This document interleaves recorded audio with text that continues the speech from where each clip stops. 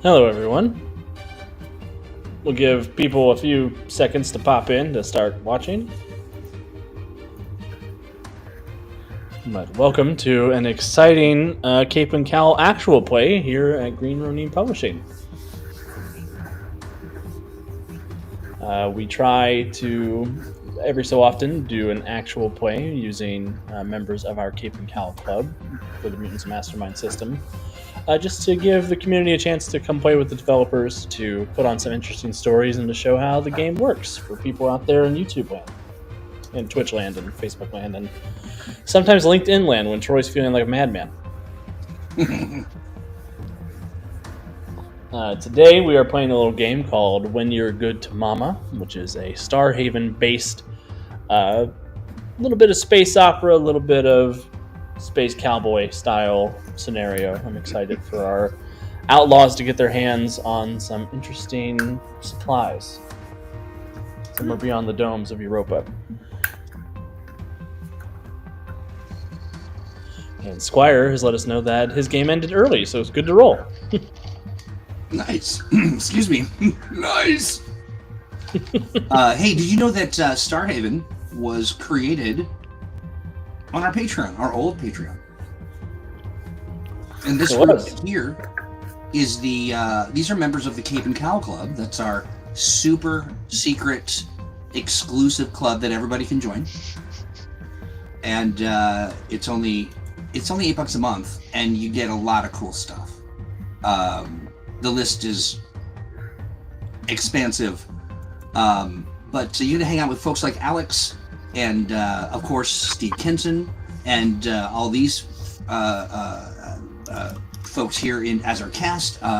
We've got workshops, we've got developer chats, we've got stat blocks, all kinds of good stuff. $8 a month, and then also stuff like this, which is Alex. This is an original adventure from you, right? Yeah, I don't even know what's going to happen yet. Nice. Yeah, and so I want to thank the Cape and Cal Club members for joining today. We had to reschedule a couple times, as you know. Getting people together to play this game is why it's the biggest challenge of all. But we did it. Yeah. And there's been a lot of illness going around. It's been rough. Yeah. But we made it. We're here. We did. We survived. Woohoo! My voice is back. I'm very excited about that. It's been very quiet in my house the last couple weeks. But yeah, I'm excited to dive on in for this fun story we're going to be telling. So, Claude says that I need to use this actual play to sing "Mother Knows Best" as Mama Kaiger. We'll see what happens. I like it. And Word Maximus says, "Hello, space pirates. Hello, space cowboy." And I think without further ado, I'll dive on in. I'll give everybody a chance to say hello, introduce themselves, say what character they'll be playing, and then we'll just get into it. And I'll start with Troy over here, and we'll just go clockwise. Hey everybody, my name's Disembodied Troy, and I'm embodied to play Ilara, who is a real cool chick. She's a telepath. She's got mental powers. She's also pretty cranky about being cast away from her royal lineage, and she has a twin sister. You want to go to my twin sister? Sure, that's counterclockwise, but let's do it. Okay. Hello, everybody. My name is Mark Dutel, also known as Doc Void on the Atomic Think Tank, or Mark Doc Void Dutel if you prefer. I will be playing Ersa, the other half of the Moon twins, and she is a telekinetic as opposed to her sister's telepathic, and not opposed, but anyway. And she is also quite upset about having been cast out of her home of Farside City. She very much would like to get it back. She would like to free her love interest from servitude to Lady Lunar, or her important person. Let's put it that way. From Her moon servitude boy. to Lady Lunar, and Boy. she hates Lady Lunar tremendously. And I will pass it down to Devious. Hello, everybody. I'm Devious Hearts. I am an admin on the Atomic Think Tank in the Mutants and Masterminds area. I today will be playing Chimera. I am a preserver construct, and I serve at the pleasure of Ailnyn. I will now kick it over to Ailyn's player, Paul Rua. I'll be playing Ailnyn. She's a cat girl or fox girl, I believe, with 3 tails, and she's a sort of freewheeling gunslinger type of character, and something of a criminal. We do a little Awesome. bit of good, a little bit of bad. I like criminal. Both. A little balance. It's good for everybody. Yeah, That's right. you know. So, she enjoys knocking things off the edges of things. Yeah.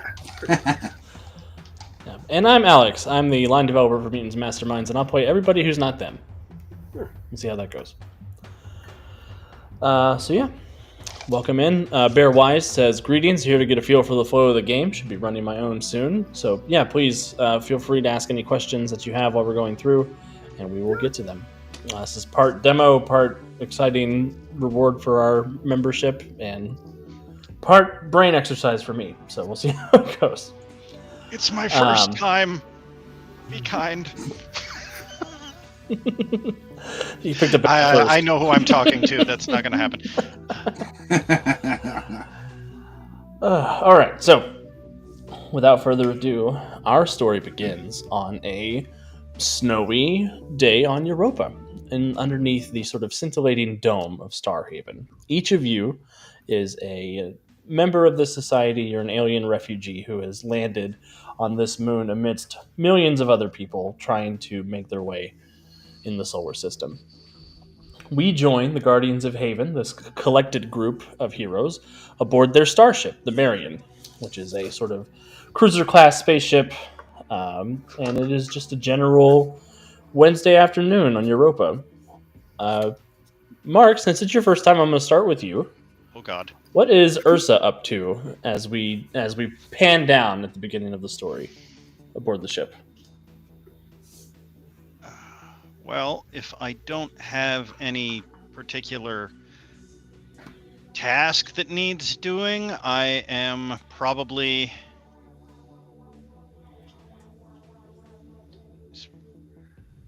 stargazing, maybe in the direction of Luna. Just thinking about home.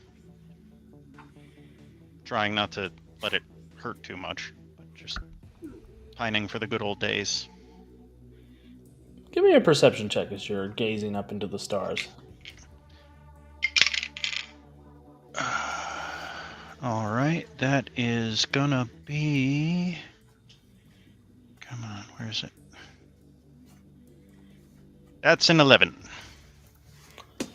Yeah, you just sort of see the passing of the stars, sort of caught up in the memory of everything that's come in your life, eager to get home and figure out what happened to your friend. Elsewhere in the ship, Troy, what is Alara up to on this particular afternoon? Alara is deep into some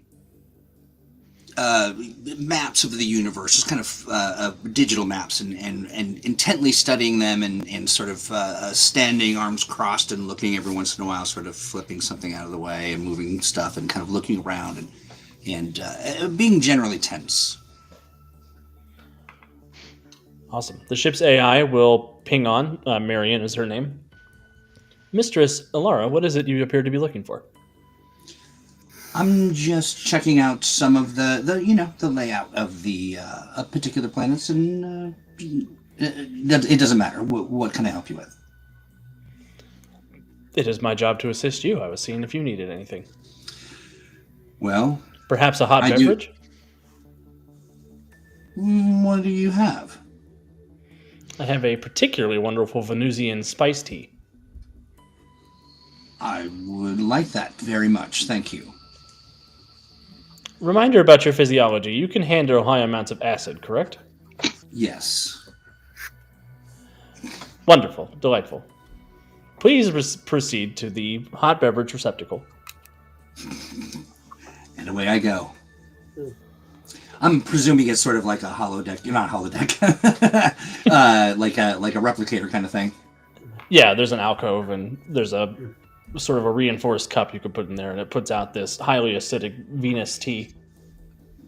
You know, like I like. And I'm gonna kind of side eye the AI. You know, I'm despite being very cranky, I'm really glad that they offered tea, but also very suspicious and just cranky in general.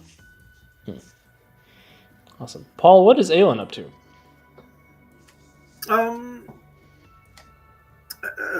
Ailnyn is at the helm. Well, part of Ailnyn is at the helm. Her brain is currently operating the main controls, and the other two are sitting in the background talking utter rubbish. Any topic in particular? The brain is not happy. It's like you do realize that, you know, I'm not here to do all of the tedious jobs that you don't want to do, right? And the other two are kind of ignoring her, except for the Brawn, who turns around, looks at her occasionally, and goes, "Yeah, what good are you other than that?" Oh, I love that. Everybody also mark down that you have a hero point to start at the beginning of the game. And Paul, take one more for causing internal strife amongst your triplicates. Yeah. And Chimera, what are you up to? The ventilation service intake manifold I found to be clogged, 13.3% blockage. As a matter of fact, I am currently cleaning the service intake manifold. As you are cleaning the service intake manifold, give me a technology check.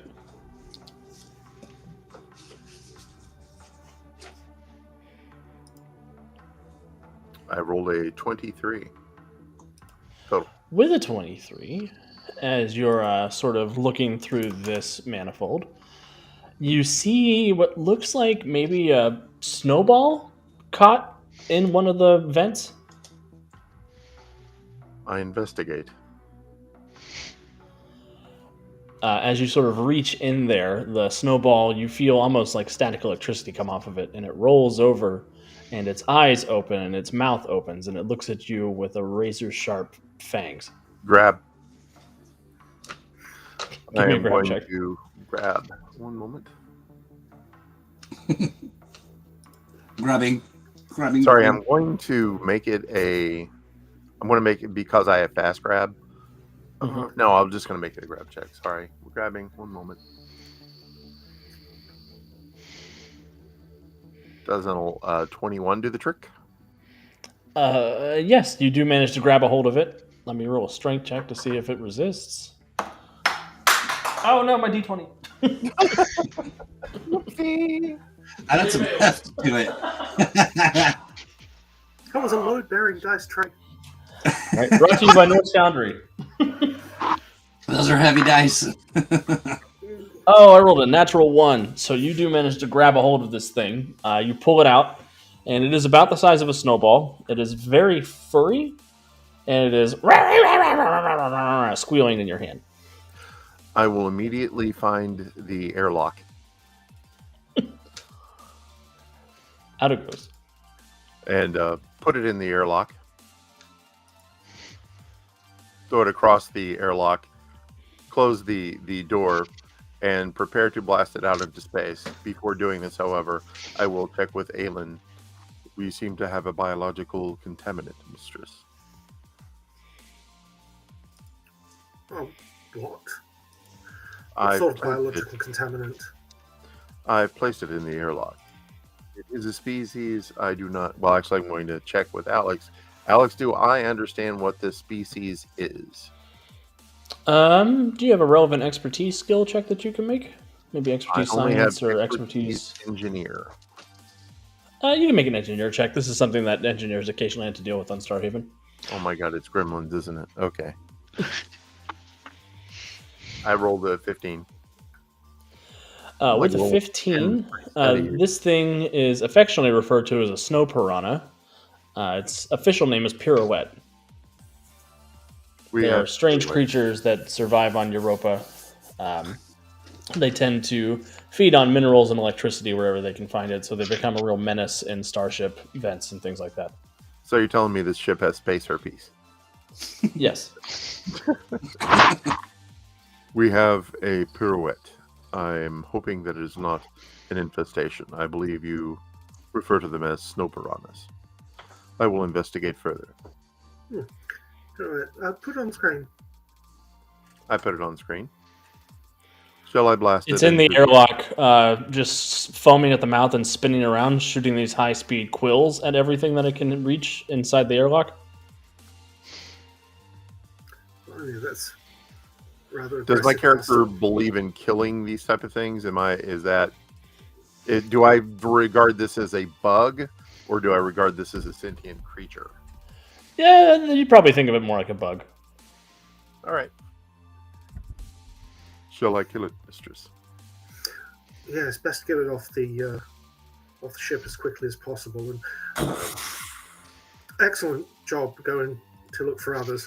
Where there's one, there's usually more. Thank you, mistress. I will proceed to investigate further. Shall I alert the crew? Just let them be aware that we may have some sort of infestation on board.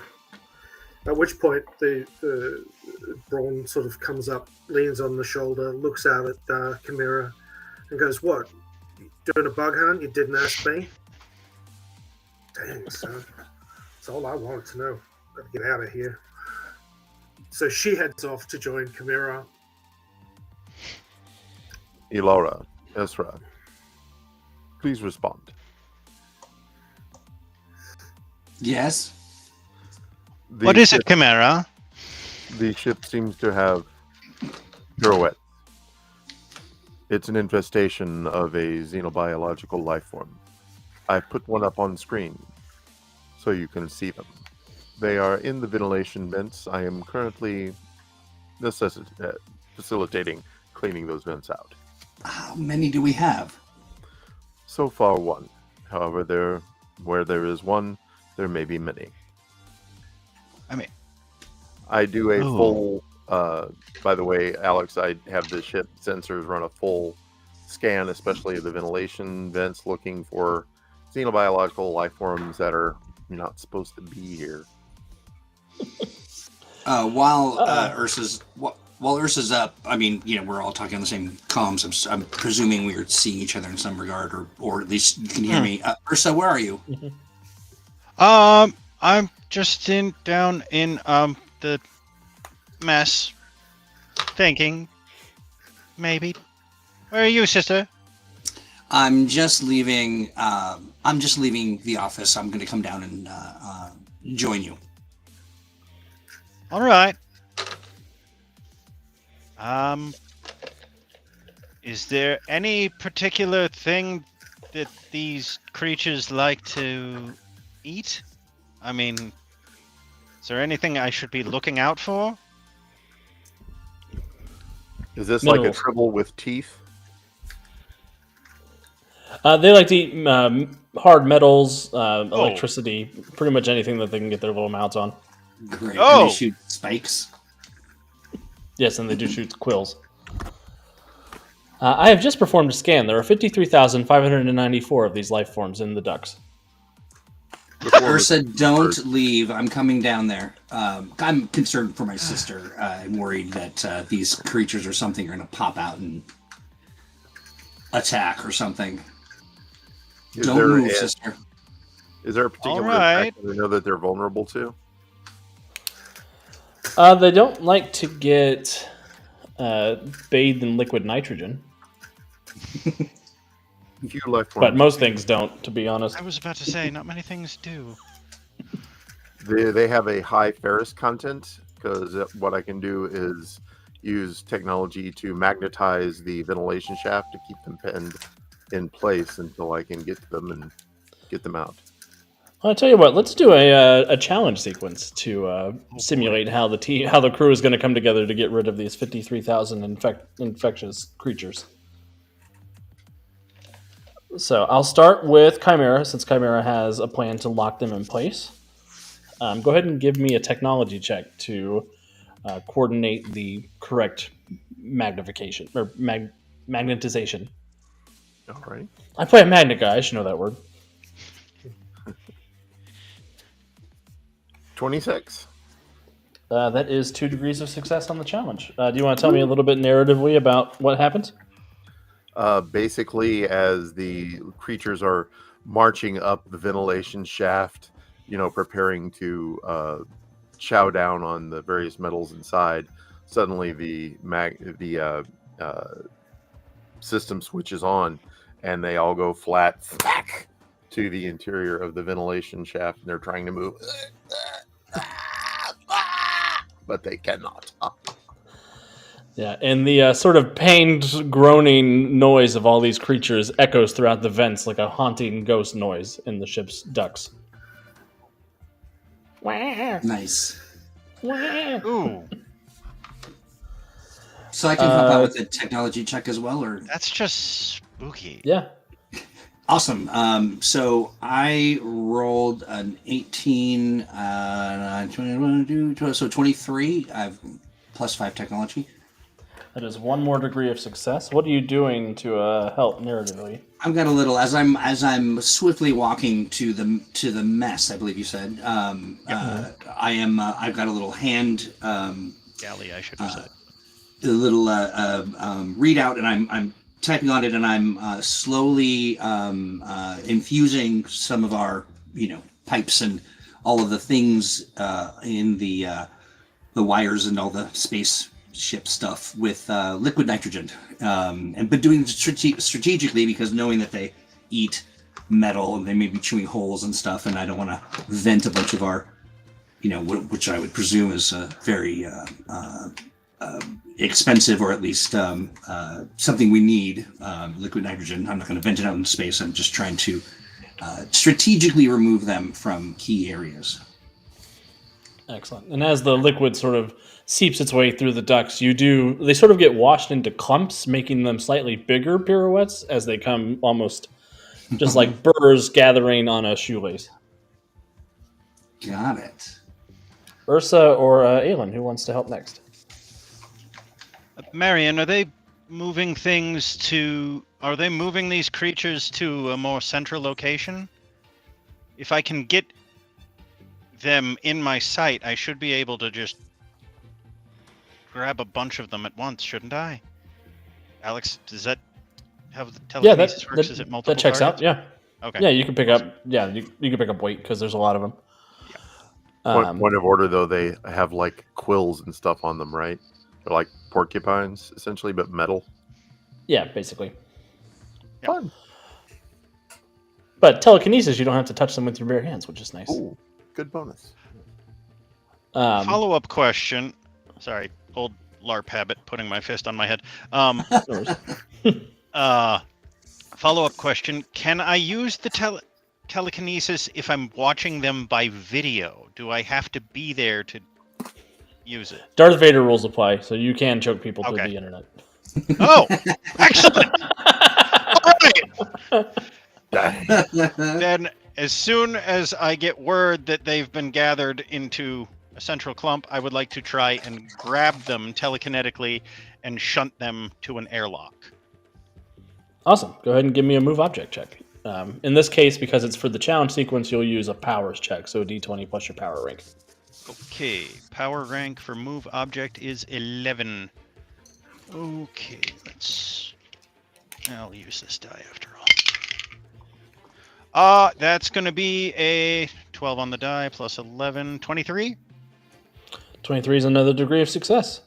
Sweet. So what happens, Ursa, as you start gathering clumps of these things over the vid screens? I just am looking at the vid screens in wherever they're gathering, and I'm just kind of like puppeteering where. Thank you, Squire. Puppeteering where they're where I want them to go and just bring them all together to the airlock specifically. Just like slowly shifting. Okay, got that one. Move it there. Move it.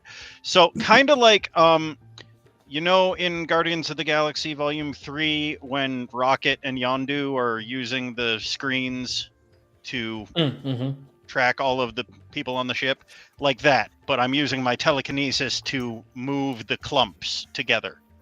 Excellent. Making big clumps of pirouettes. Yes. In the airlock. Telekinesis via the internet is a house rule, and well, it's perception range. So I think officially rules is written, it would work that way as well. As long as you can perceive the subject you're trying to get, it'll work. As long as you have perception range, the extra on your power, bear-wise. I should mention, because I was in the galley, I will move to somewhere that has monitors. I will not listen to what my sister said. I will move to somewhere that has monitors so that I can get a better view. How Never very listen to dare. your sister. And Ailyn, what would you like to contribute to the challenge? The brains will basically be coordinating the whole thing, monitoring the use of the liquid nitrogen through the ship's fire suppressant units, making sure that relevant valves and ducts are open so that the clumps can telekinetically move freely without coming, like she's opening them up so they can move through and then closing them afterwards so that they can't move back and cut off stragglers, that sort of thing, just doing the kind of coordination. And meanwhile, the other one is just wandering around shooting stragglers. Love it. Give me a technology check for brains and give me a shooting check for brawn.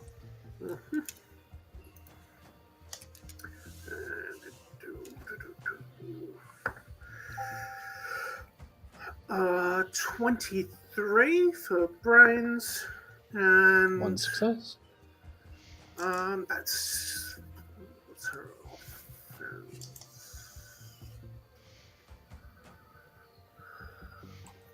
Come on.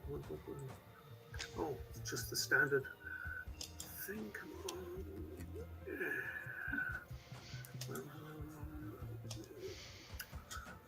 Plus 10, so that's 18 for shooting. 18 is going to be a degree of failure for the challenge. Okay. As Brawn bites off a little bit more than she can chew, as she comes around the corner shooting the stray ones, and she runs on one of the big clumps that Ursa's put together. Whoops. Go ahead and give me a toughness check for Brawn. Nice. Oh, that's not good. Is 15. That will make that minion snap back into prime Ailyn. Yep. So yeah, she just vanishes and rejoins the prime one. Yeah, there's a sort of this big, massive pirouette. This whole group bank of eyes turn your direction, and the whole thing spins, shooting these massive collections of quills into Brawn, and she just disappears.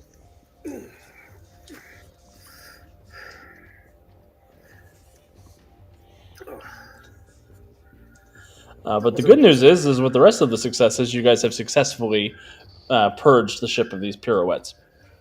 Nice.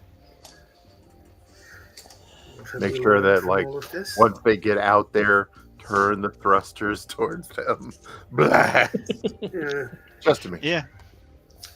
Well, I finally make it to the mess, and I'm like, where's my sister? My character will look on the screen and tell her. Yeah, in the meantime, I've already made my way to the airlock to, like, more directly shunt these things out. I mean, staying out of line of sight because I don't want to get turned into a pincushion. Oh, wait, they're still... I thought we shunted them.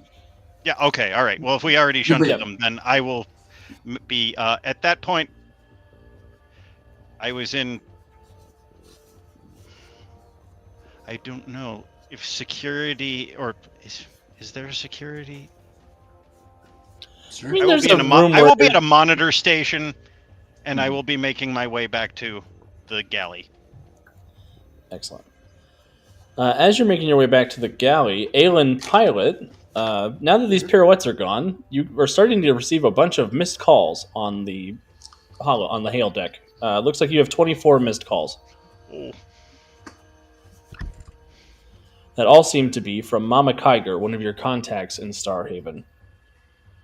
Sort of a smuggler / criminal mastermind / woman of the people.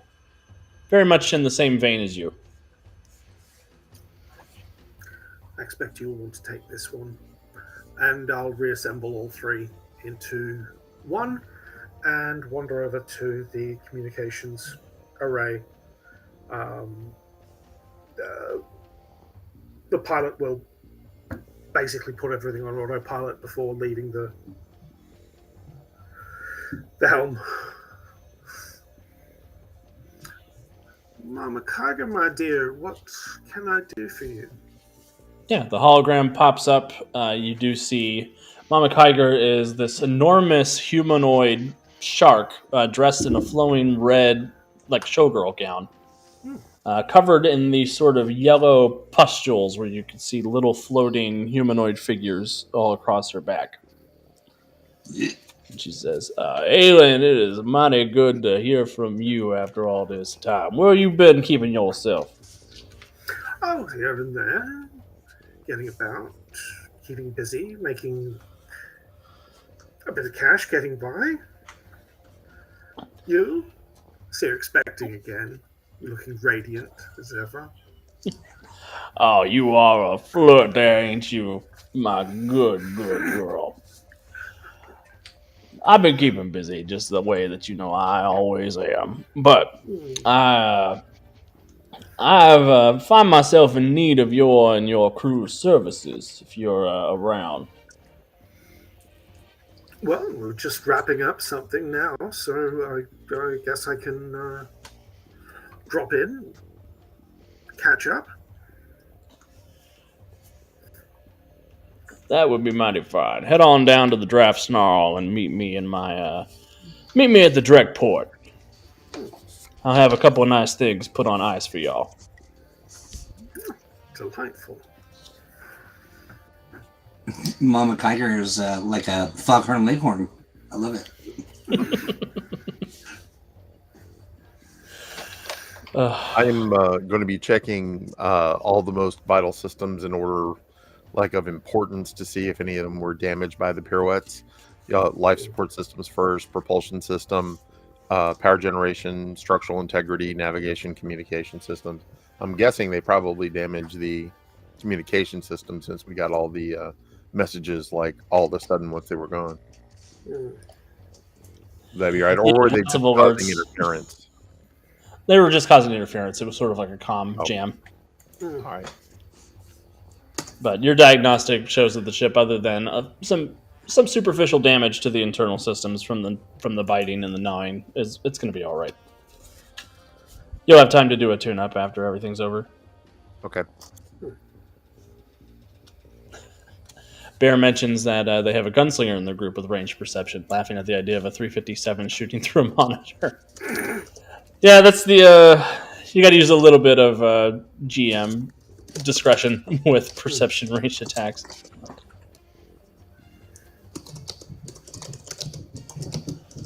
Cool.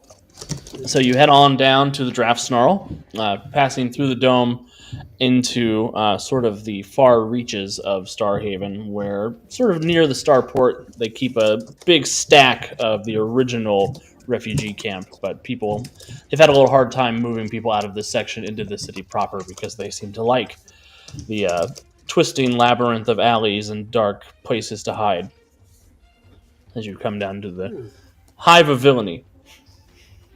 Scum and villainy. Yeah. I don't like it when you call them scum. And as you come off the ship, standing at the edge of the starport, you do see one of Mama Kaiger's little sisters. They are basically her writ small. They're about 3 feet tall, very wide, muscular. This one's got a little sign that says Guardians. I believe Hello. that sign is for us. Captain Obvious, stating the obvious. Hello there. My name is Sophie, and I'm here to take you on down to Mama Kaiger's house. Darling. Lead the way. Pleased to meet you, Sophie. Can I interest you in a beverage or a snack on the way? Always. Ooh. Yes, please. I'd like a beverage. All right, wait here. Actually, sorry. What was the tea again? Venusian tea. Yes, yeah. Venusian spice tea. We would love some Venusian spice tea. Ooh, Maybe it's not very all of us. acidic, isn't it? You know you love it. All right, yeah, it's fine. We don't get acid reflux on the moon. It's the gravity, yeah. But yeah, little Sophie will be like, wait here, I'll be right back with a beverage of your description. They may She be wanders away. They may be kind of their beginnings may be a little hard on the stomach to watch, but they are very polite. They're cute when they're little. Do they get bigger? They get about, they can grow to Mama Kaiger size, but most of them don't live that long. Mm. So they grow throughout their life cycle. Mm-hmm. Oh, wow. If you see a big Kaiger, don't mess with it. It's made it this far. Alara, make a perception check. Wait, Troy. Yes. Make a Perception. perception check. Yes. I'll do that right now. Let's see. Hold on 1 second. I had to move some stuff around. Rolling my die. 16 plus 10, so 26. With a 26, as you sort of watch the little Mama Kaiger wander off, she walks into the starport Spacebox, and you see she stops somebody at the door, asks what they have, and when they say, she kicks them in the shin, takes her cup, and runs back over to you. Okay, wait. Yeah, explain it. So she asks what they have, and then they says something, and she doesn't like their answer and kicks them in the shin? No, she takes her drink and runs it back to you. Oh, she stole the drink from somebody? Yep. They have a fusion. So. I got you a Venusian tea like you asked, Miss Yes, Alara.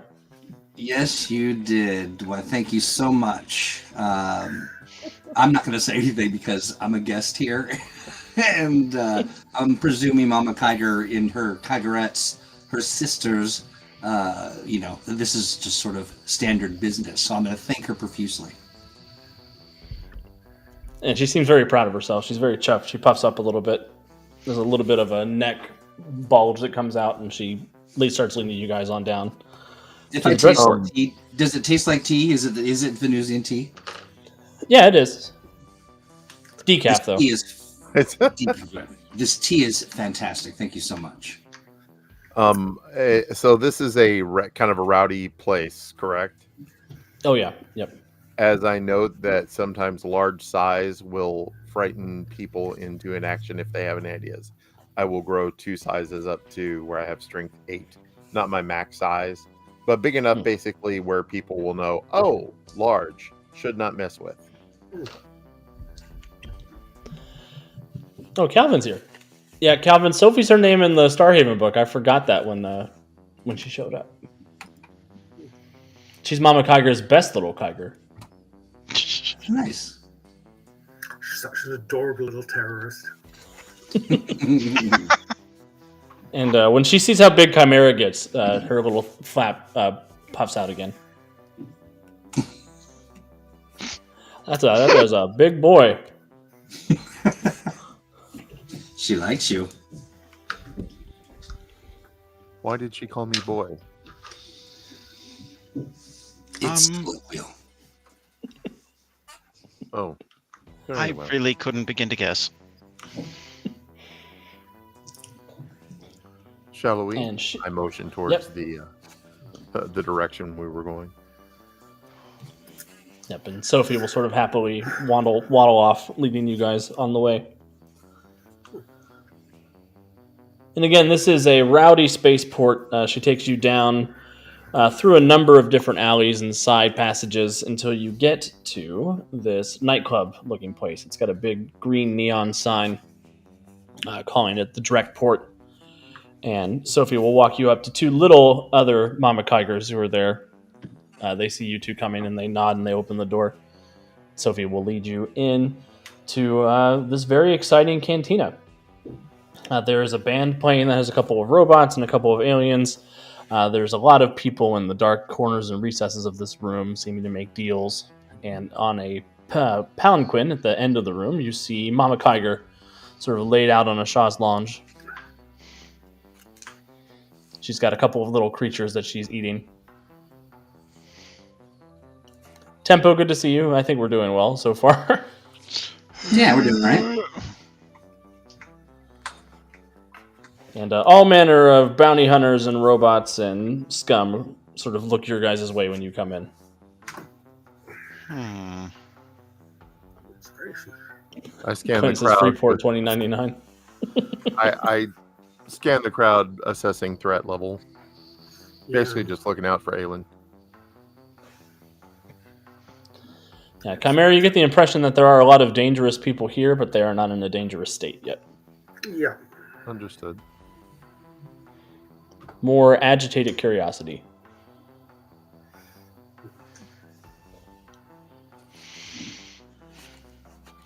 But Sophie will Always so sort of take, colorful. Yeah, Sophie will sort of take Ailnyn by the hand and lead up to Mama Kaiger's main stage. Mama, I done brought you those people that you asked me to find up at the spaceport. Very good, girl. That's right, Sophie. You're always the best one. Now, go and fetch our friends a refreshment, and I'll have a discussion here. And how about we get something a little more comfortable for y'all? And she'll stand up. The palanquin will sort of move as the people holding it up adjust to the weight. And she'll step down and she'll lead you upstairs to her private chambers. Size-wise, how does Mama Kaiger compare with the current form I'm in? She's about the same size as you. Okay. All right. Yeah, I so will she's probably about, go ahead and she's about shrink 10 feet my- tall. We're in Well, Big Mama's house. Once we're out of the view of all the crowd, and we're more private, I'll go ahead and shrink down to my normal size. Now, does Mama Kaiger knows all? I'm presuming, just given the nature of her biz. Is she aware of who the twins are? As far as you know, she's not. She's not made it her way that she knows who you are. Great. Doesn't mean she doesn't know. It's just she's never brought the subject up. Don't waste a useful resource. Mm-hmm. And if she isn't, she's certainly interested in finding out.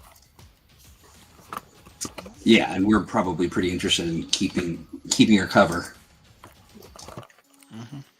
especially in this cantina.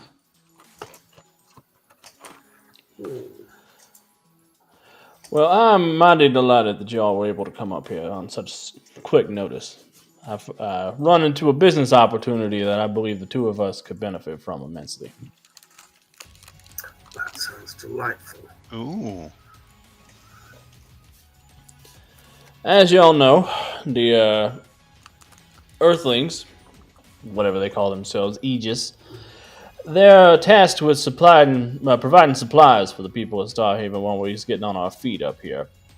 Mm-hmm. But unfortunately, one of those supply barges was raided and went down somewhere on the ice flats out west of the dome. Horrors. And there's a lot of important food and medicine out there on that raft that I would very much like to get into my possession so that I can distribute them to the correct people. Oh, absolutely.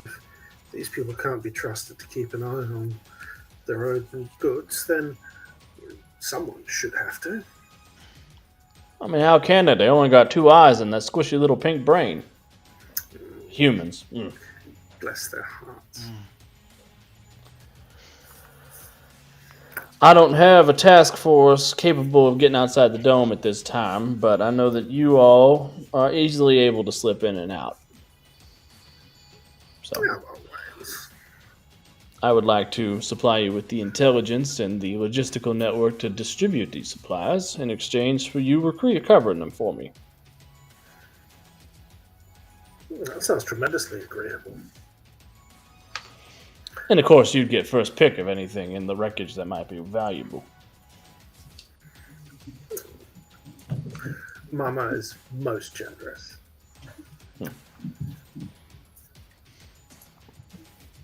Sort of puffs up at that.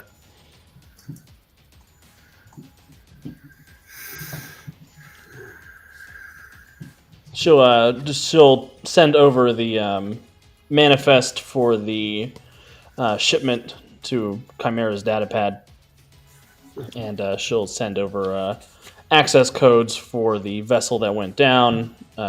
Personnel reports. It looks like there were supposed to be 2 agents piloting the ship who have been unaccounted for. Now, we're just recovering the supplies, or are we supposed to recover the transporters as well?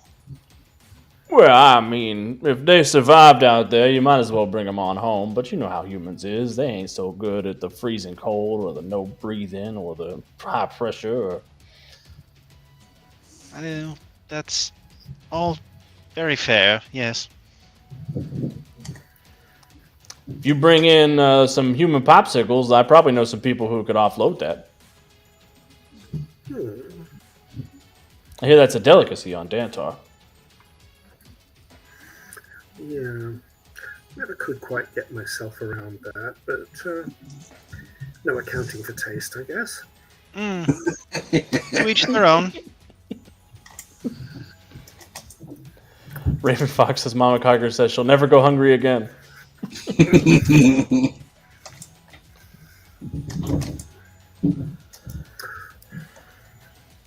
So what think you, ladies? Chimera?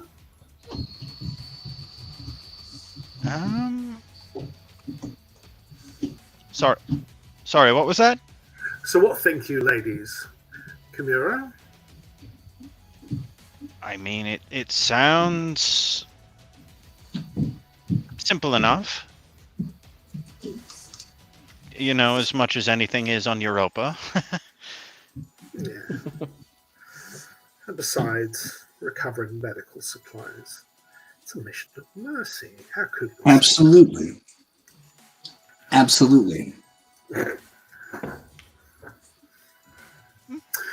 Very well, Mama. If you can get us what we need, we'll be only too glad to help out. It's a mission of mercy and profit. Sorry. Yes. My It's character. a mission of that, mercy, but we are getting paid, of course. And my character also responds, "I will do as my mistress bids me," and not the alien. I love to hear that. Here's a coordinates for a starport that you could take the supplies to after you recovered them. Smashing. I assume one of your people can arrange for us to get all the relevant information and paperwork. Oh yes, oh yeah. Don't you worry nothing about no paperwork. I'll take care of that. Lovely. Well, Wonderful. it's good to be back. And I'll take a look out. I'm assuming we're on sort of an elevated platform where I can look over the cantina below. Oh, yeah. And it's nice to be back in Starhaven. Give me a perception check when you look out over the assembled people below.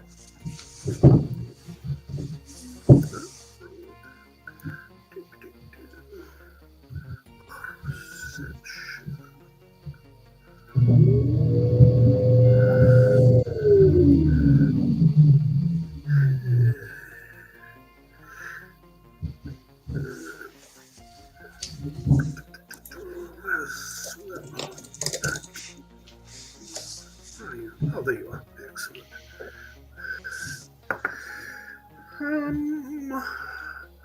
That is 28. 28? Excellent hearing, apparently. Yeah, you notice down below, it looks like there is a robot who's keeping a pretty close eye on the elevated platform. He's dressed in a sort of a blue naval officer's jacket with a bicorn hat. Does he look familiar? Do you have an expertise smuggler check or skill or anything like that? I have jack of all trades and an intelligence of not bad 3. I can make a roll for it. Do have well informed. Give me an investigation or persuasion check, Ailyn, whichever one's better.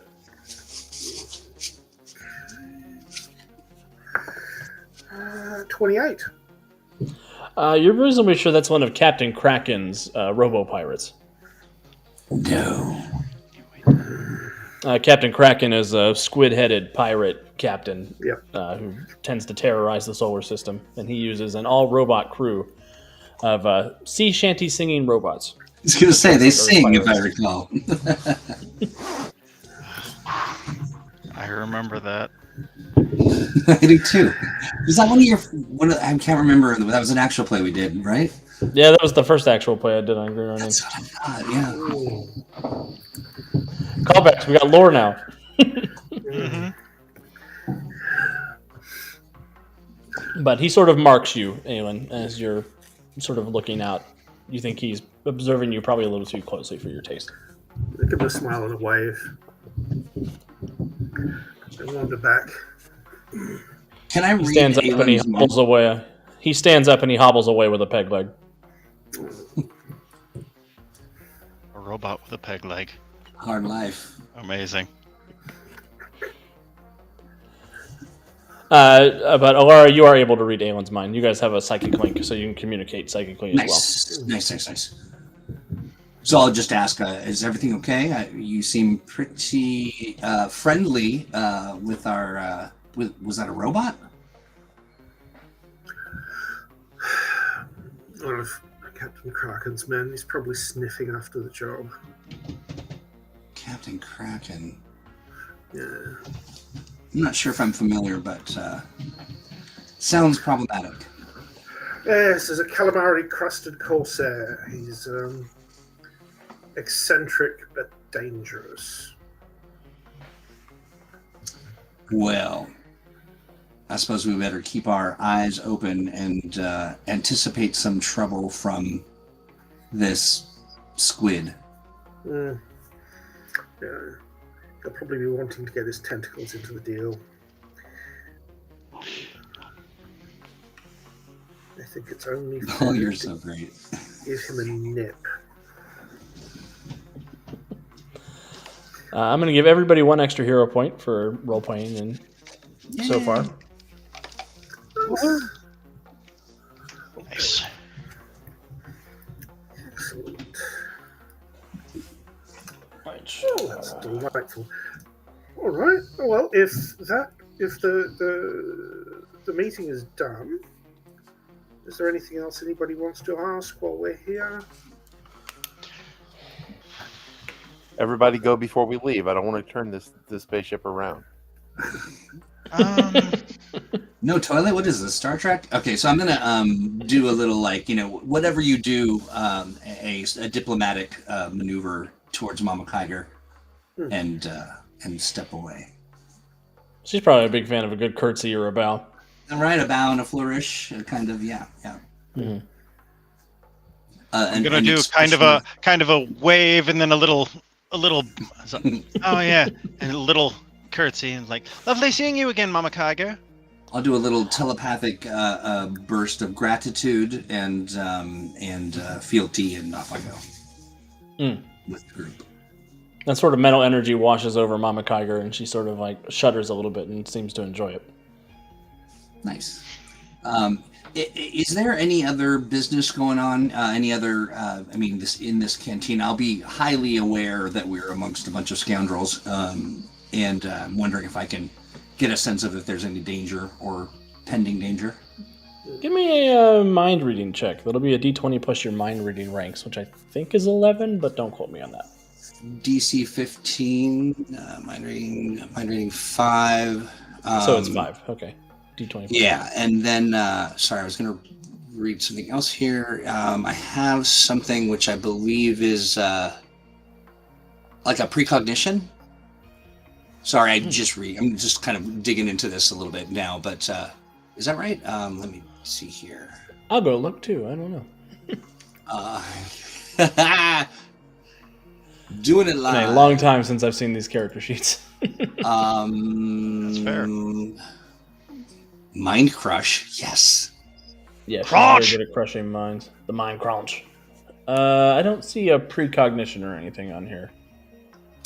I will. Mind I'm reading gonna go. is rank 5. Yeah. You have precognitive reactions, so you can read people's Okay. minds to make it. If somebody has a mind you can read, you can evade them better. Okay, gotcha. Okay, You're not great at fighting robots. Yeah, when I heard it was a robot, I was like, dang. Alrighty, roll me a poo. I rolled a 12. Yeah, there's So a it's not general sense of unease throughout the entire bar, but you don't think it's related to you guys. There's Okay. just a lot of wheeling and dealing going on, and Your standard issue, yeah. yeah, nobody seems particularly interested in your comings or goings after Mama Kaiger took you upstairs. Okay, good. At least nobody with an organic mind. Oh. Calvin wants you to know Alara's one weakness is robots. Calvin is the originator of Alara. Nice. Lovely. Well, Calvin, I will absolutely butcher this character, and my apologies. He'll only be mad if I give you the Moonstone and not him. Yeah, I bet. All right. Well, you guys have a heading. You have a mission. Where would you like to go next? We should go somewhere we can put our heads down and do some Strategizing. investigation on what's going on so that we're prepared for any unexpected complications. Back to the ship? Yeah, well, we know the ship's secure, so... Yeah, that's true.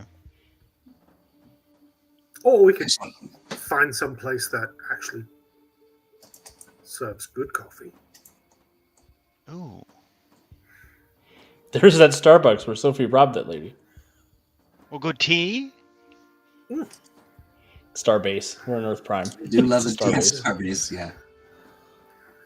I do love a tea. I love a good tea. Let's reconvene. To the Starbucks! Da-da-da-da-da-da. Little Guardians of Haven logo spins forward, spins back. Okay,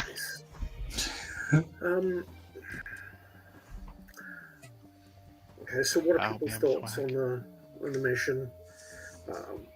We'll probably need to take a look around, see if there's anything unexpected, see if there's anything Mama didn't tell us about. Right. And then we've got all the maps and schematics and stuff. I'm presuming Mama Kaiger sent that over. Yeah, yep. She sent coordinates for where the crash happened. Most up-to-date reports of what that area is like as she has. Mm-hmm. So with What was my, supposed to be in the ship. Nice. So with my memory, am I familiar with the where the ship is? With that Give me an particular intellect quadrant? check. How about I do that? And I'll give you a +5 bonus for your eidetic memory. Nice. Intellect.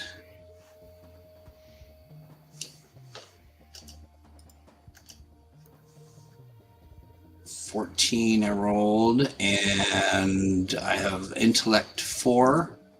You said +2? +5. +5. Wow. Okay. Nice. That's 24, 23, 24. Awesome. You know that area of Europa is called the Facet Wild. It is sort of it's an oddity. It's sort of a deep canyon in the moon's surface that's called the Facet Wild thanks to the sides and ledges of a rift that is a wilderness of crystalline growths in that area, some as big as large trees. And it's home to a strange ecosystem found nowhere else on the moon. There's a lot of crystalline creatures that live there. There's a lot of lightning storms that sort of course almost continuously in that area. There's hydrogen pockets. And there is a large liquid water ocean in the depths of the canyon as well.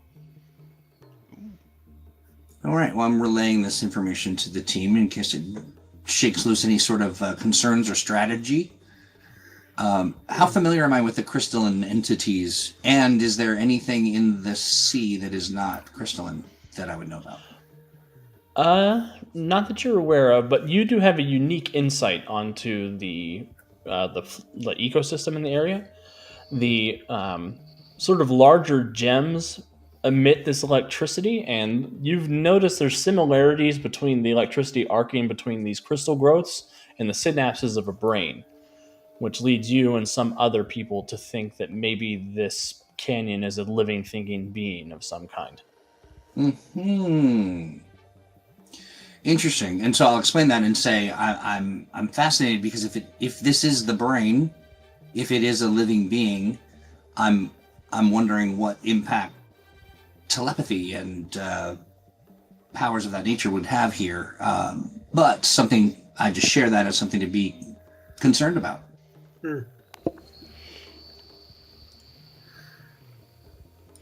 I wonder if you can connect to a crystal brain, sister. I wonder. Just, preferably without cooking your brain. Right, without shredding my own brain out. Well, I guess we'll find out. Oh, you'll be fine, I'm sure.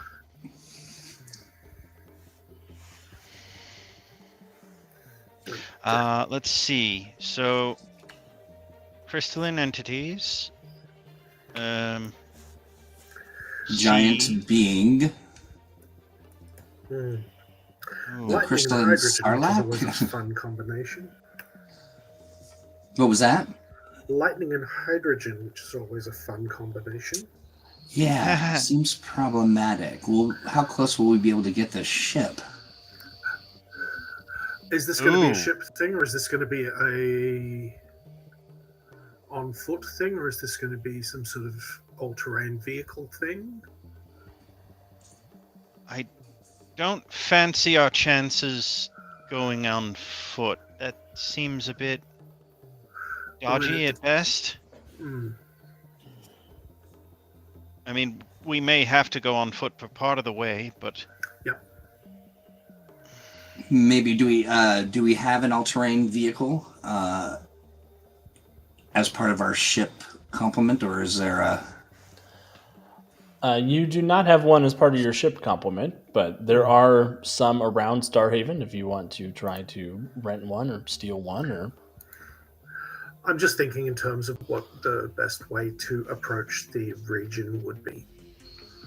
What if we were to kind of do this in a double sort of, or even triple pronged way, have the ship close by, but not close enough to be, dealing with the electricity and the hydrogen and the crystalline beings and etc. And then we have people on foot as well. We'll head in quietly for the... Once we reach the atmospheric disruption, we could head in on foot to avoid damage to the ship. Yeah. Makes sense. Now to find an all-terrain vehicle. It depends on how far I mean, I'm just checking maps and stuff like that. What sort of distance is it from... It is 24 kilometers, Mm. which I don't know what that is in freedom units. In freedom units. Yeah, that's yeah. Reminds me of Freedom Prize. Oh, jeez. It's 14 miles. Oh. Okay. So, getting out of help me kind of map out with this space. So we are so we need to get through some kind of a checkpoint or something, or some kind of do we slip through security in some way, or? No, you can leave the dome freely. You're free to leave the dome. Oh, okay, gotcha. Okay. All right. I wasn't sure if there was some kind of yeah. If you try to do it after stealing an all-terrain vehicle, you'll probably have to be a little sneakier about it. Yeah. True that. Yeah. But at Well, the what do we moment, you think? have no stars out of 5 on your GTA rating. Yeah, I'm just trying to figure out what my character would know based on the information that we've received. Yeah, you would know that you could take the ship pretty close to there. It could suffer some damage from the environment near the Facet Wild. So taking the ship part of the way and then going on foot part of the way is a good strategy. You guys do have spacesuits that allow you to traverse Europa's moon without too much trouble. Going with an all-terrain vehicle would make it easier to bring the supplies back, although you do have a very big chimera and a very good telekinetic to carry things, so schlepping things isn't that big of a concern for y'all. I have a feeling my character will be doing the most of the schlepping. Well, it sounds like on foot is a nice way to keep our head down, especially if we've got somebody else sniffing after the job. And yeah, it could behoove you guys to look into what Aegis is thinking about doing to get the supplies back. yeah, I was actually thinking Oh, yeah. that, I'll be the criminal brain of the criminal enterprise. yeah. Well, I was actually thinking that we could do something like split up and use what information gathering skills and abilities that we have. I'm thinking that I'd go with Chimera, and the two sisters would go together. Essentially, you've got Ilara, who could pick up all sorts of information from the right people, with Ursa there to watch her back in case she encounters the wrong people. And similarly, I could probably talk to whatever contacts I have amongst the community and, just see what information we could gather. If there's anybody else after this thing, how long ago this happened, when it all went down, what the response has been, all that sort of stuff. If it's not, this is just sort of, if it's not relevant, then it's just atmosphere building. But it's just, it's doing the bit at the beginning of the caper where everybody sits down and has the map spread out on the table. The quick cuts of everybody, yeah, and is poking at things and going, okay, so we're going to head from here to here. We'll pay off this guy to not record our exit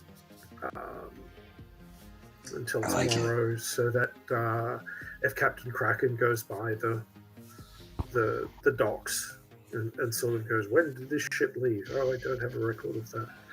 Whatever. I was gonna ask too, can Chimera hack stuff? Yep, sure can. Got a Wonder if pretty good we chance can to do it too. tap into that, and also just to see if there's been any, if any of the good guys, anybody who's keeping, guard of this area, if they've noticed Captain Kraken slinking around. He doesn't really slink, does he? He's got a big ship. It's like a pirate spaceship. Could I It's a bunch do? of roarers and roisterers, really.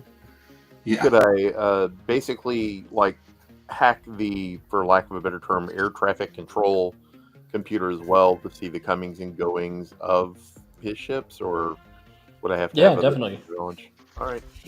This sounds like another great opportunity for a challenge sequence called the planning of the heist.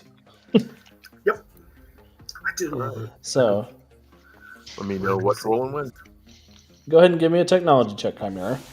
All right. And I'll give you a +2 circumstance bonus because you're one of the attendants of the station. 28 That's 2 degrees of success. plus 13 skill comes in handy. Right. With your massive success, Chimera, you're sort of hacking into air traffic control, spaceship traffic control, whatever they call it. And you do get a manifest that there is Captain Kraken's ship is currently docked here at Starhaven. It is a couple starports down from where you guys are currently docked, but it is here. Okay. You do get reports that this AEGIS ship was due in 2 days ago. Ooh. And according to the ship's black box, or their last report in, it came under attack by somebody, and that's what knocked it down. Ooh. Are there signs of combat on the hull of Captain Kraken's ship? Not that you can see from starport camera footage or anything like that. Okay, I will take a look at the manifest to see if there's any scheduled work on their ship. There is some scheduled work for that ship. It looks like they were meant to be getting their engine service this week. Okay.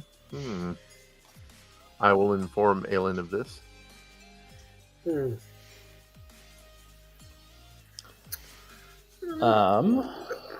Lara, do you want to make a perception check as you're wandering around collecting information? I do. Oops.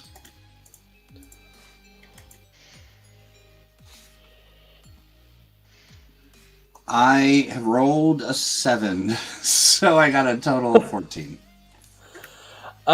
Give me a will save as you're making your way around. You could use a hero point.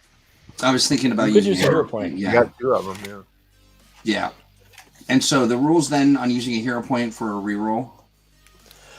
If you roll 1 through 10, you'll get to add 10 to it. So you're guaranteed to get 11 to 20 on a hero point reroll.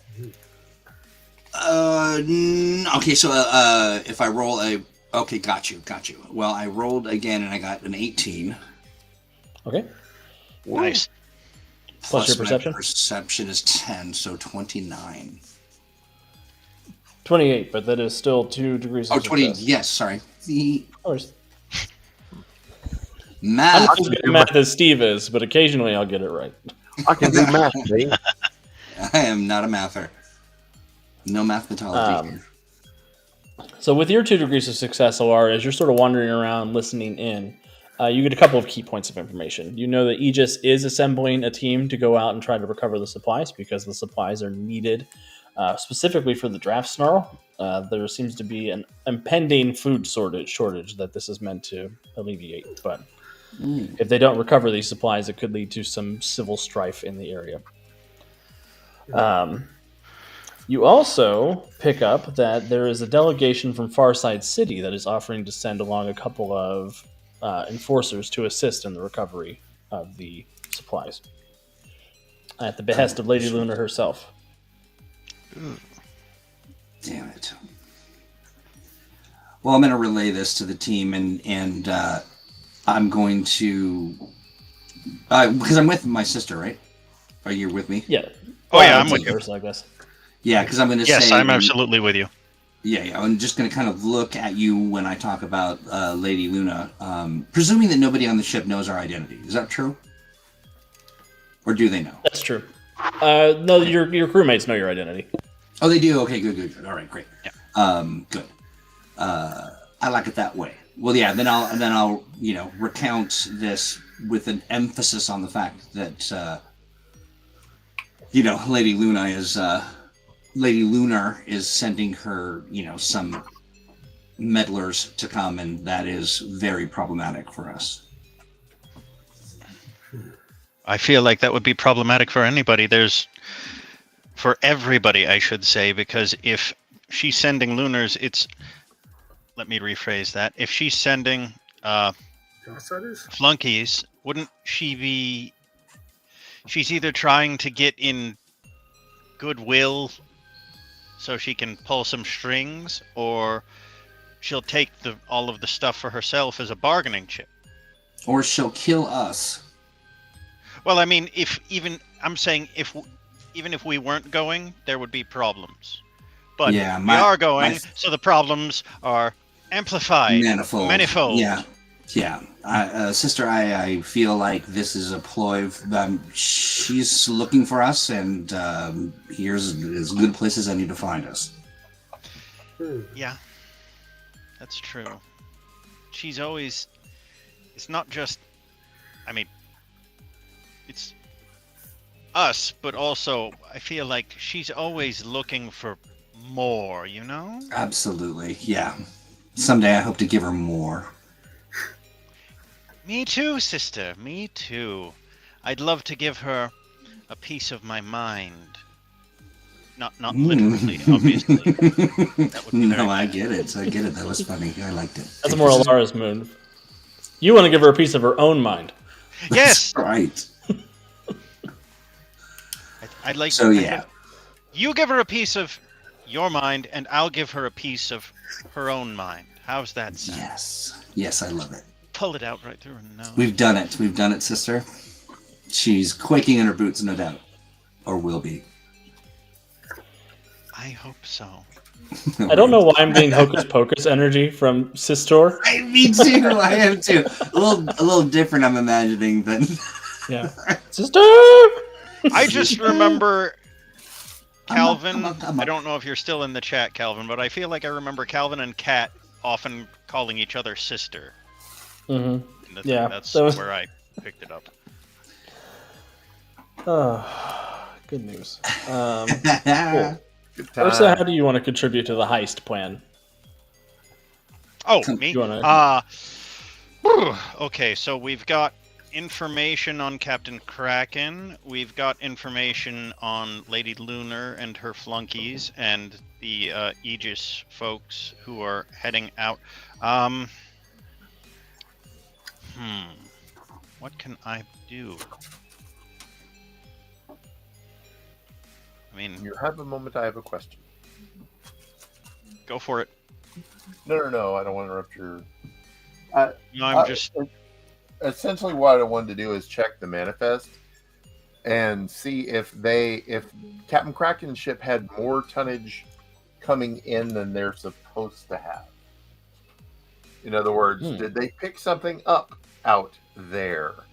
Did they raid and everything that the Aegis people had is on Captain Kraken's ship? Is what I want to double check. No, there's no evidence that they came in with more than they were supposed to. Okay, all right. Sorry, I apologize, Mark.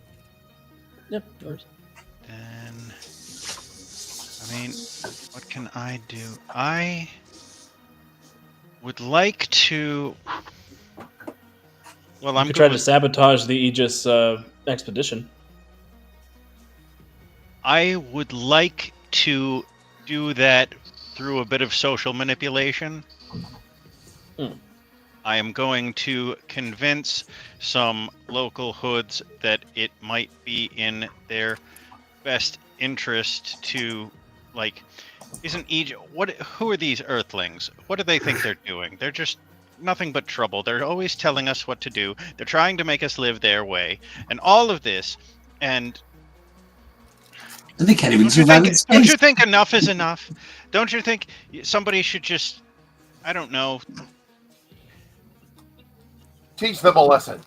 teach They them come a up with lesson? so many different ways to disguise the fact that they're just cops. Yeah, exactly. Don't I you mean, think ACAT, am I time- right? Hmm. Don't you think it's time that somebody just taught them a lesson, maybe embarrassed them a little bit?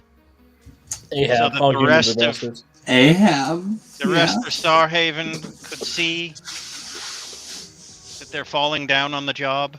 Hmm. That Give is- me a rabble rouser check. is that persuasion or deception? Either way, whichever one's better for you. All right. Let me see. I am going to say, nope. Can I assist? No, because you're all doing different things. I see. In this montage, yeah. 19. Yeah. Usually, yes, you 9, could. 28. All three of you have gotten 28 on this check so far. Oh, wow. Let me make sure that's... Ugh. Yes, that is a 19 on the die. Plus 9 is a 28. Amazing. That's 2 more degrees of success.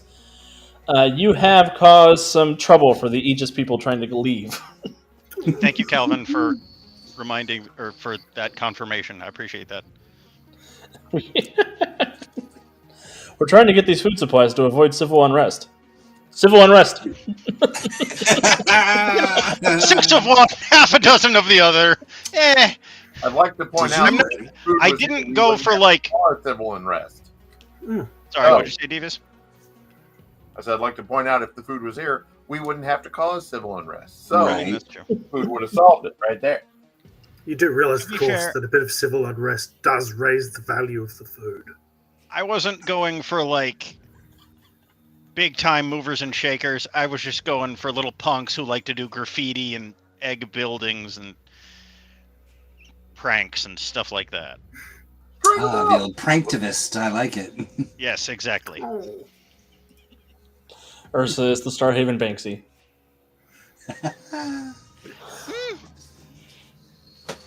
All I heard is civil unrest.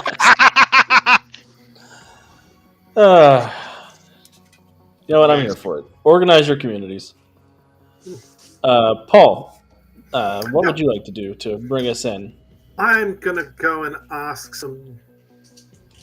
I'm gonna go and ask a couple of people some questions. I'm basically gonna search out somebody who seems like they're not as important as they think they are, but important enough to know some things and be excited about all of the wonderful new things that they're being.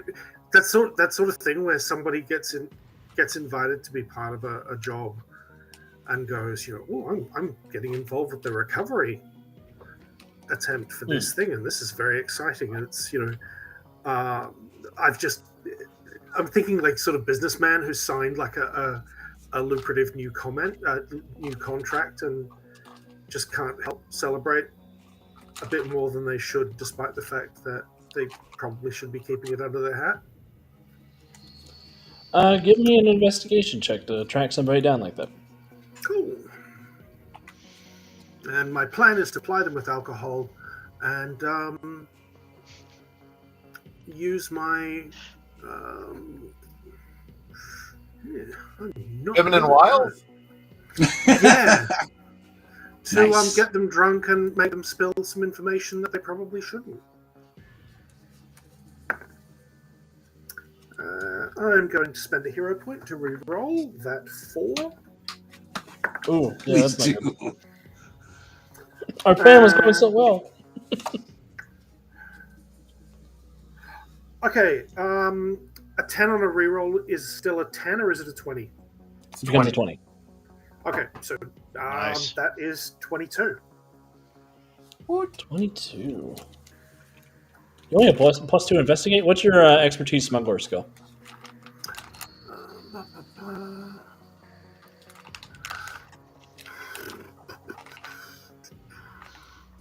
I do not appear to have an expertise skill.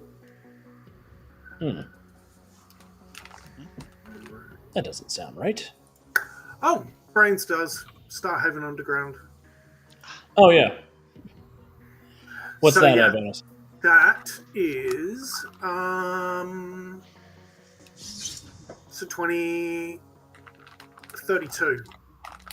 32.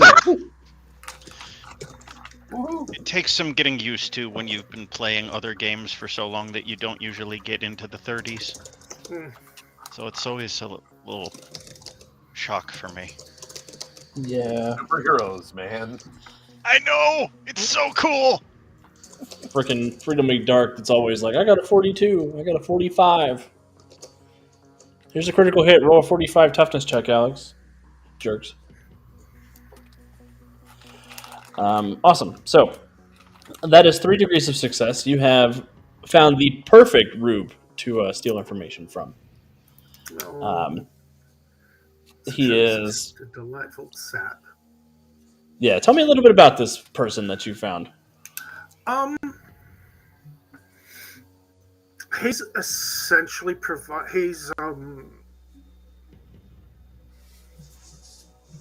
he's from Earth. He's from a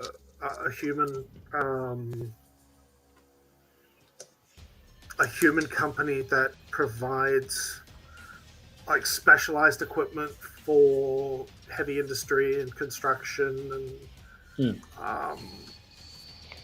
stuff like that. And his company has been has won a contract to outfit some equipment for an upcoming expedition. I'm thinking that essentially everybody's getting because somebody's heading out into hostile wilderness. They wanted to equip better, get better, improve their equipment so that it's more defensible, less likely to break down, whatever. Yeah, you meet up with a gentleman named Charles Bulldozeren, who is his family is responsible for developing a lot of the first moon base sort of heavy lifters, cranes, things like that, self-sustaining vehicles able to move in zero gravity. Bulldozeren. Bulldozeren, not Bulldozeren. That'd be silly. Bulldozeren. Carry on. I love it. Side effects of Bulldozeren may include having a bad date and waiting for him to pass out. But he does let you know that they are actually doing some experimental work with a far side all-terrain vehicle for this particular mission. There's a moon buggy that they've donated to the cause that is able to traverse low gravity in very quick succession while keeping the relatively human inhabitants safe. Would this be the sort of thing that would be able to fit into a cargo bay of a moderately sized spacecraft? Yes, it is. Oh, that's wonderful. And he tells you where they're keeping the prototype. Oh, He offers to take you to that garage as a fun nightcap for your guys' estate. I would romance isn't dead. I've never seen inside something like that. That sounds fascinating. And according to that lady, Lunar Lady, it's got rich Moonrinthian leather on the back seats. Lady Luna? My goodness, you are moving up in the world. Yeah, well, I didn't meet her directly. I met, her ambassador, who brought a letter telling me all the news.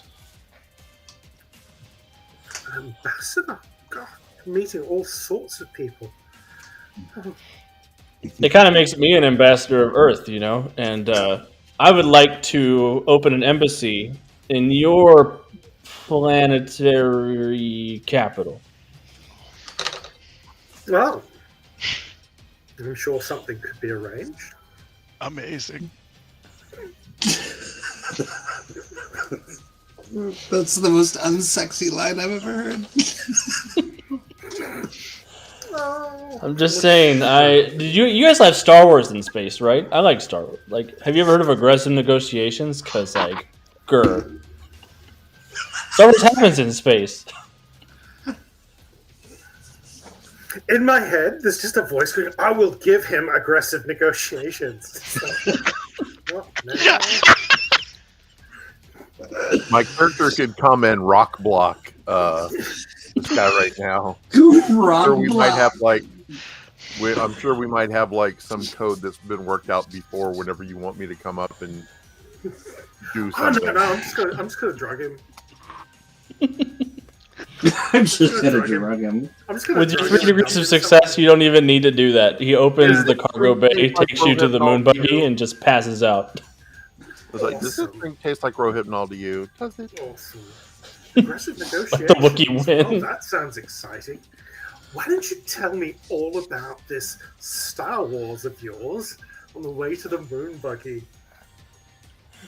Oh, Ailnyn hasn't dated an Earth guy, but that's a bad move. Yeah, you're gonna be a while. I don't know about this Star Wars thing, but I do know that people who are really excited about it tend to get so excited that they miss all sorts of things. Oh yeah, he takes you into the cargo bay. He opens like the moon buggy, and he dozes off as he is explaining the finer intricacies of Star Wars Episode 5.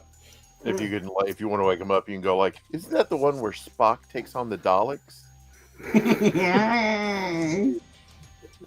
Yeah, he's gonna come to in a broom closet or something. Holding a mop. Still a better date than most of the ones he's been on. Yeah. Star Wars. Is that the one with the big ring and the water portal thing? Yes. Yeah.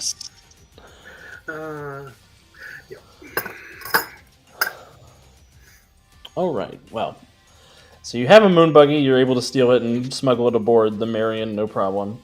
Yeah. You have access to the reports about what Captain Kraken's been up to. You have rabble rousers ready to cause trouble for the Aegis people if they even manage to start trying to escape the city. I think our heist is off to a good start. Yeah, all the pieces in place. What could go wrong? Leave that up to me. Why would you ask that question, Troy? Why?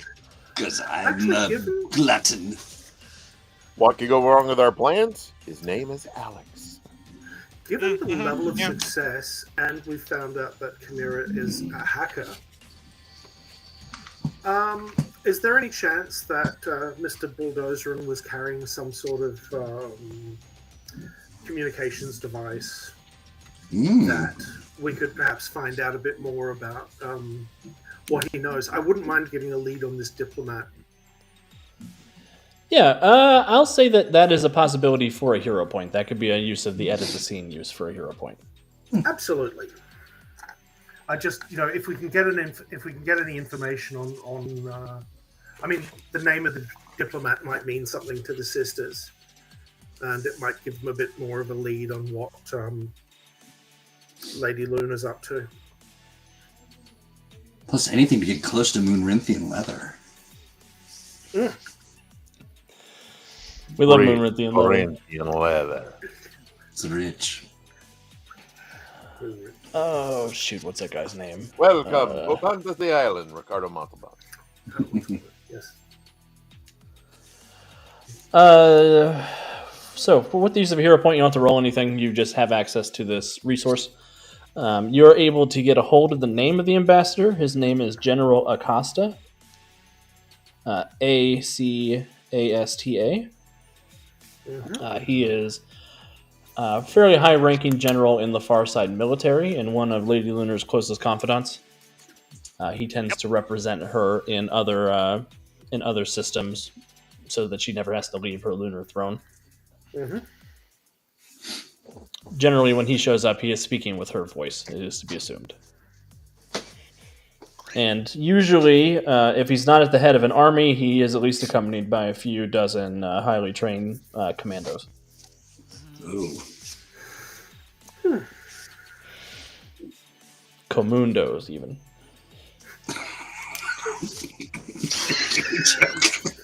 You're grounded, young man. That's a hero point for everybody who's not me. Add a hero point, guys. Sorry about that.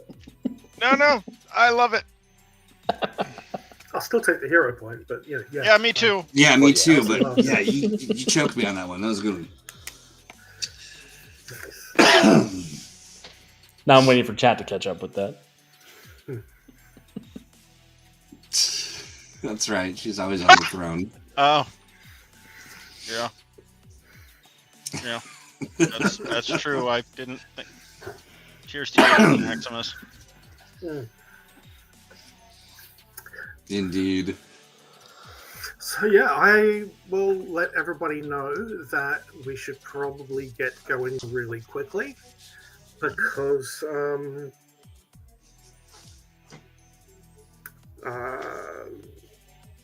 Before your boyfriend wakes up. Reasons. yeah.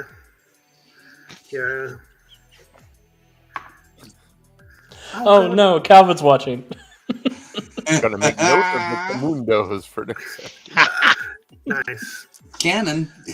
Damn it! Now I'm married to it. Fuck. You Oh said shit! it. That's the budget. Oh, that was the there went budget. Well Okay. spent. Well spent. Flark On guard, everybody. That was the budget. That was the budget. We have an F-word budget that we just spent. Fudge! It's all fudges from here on out.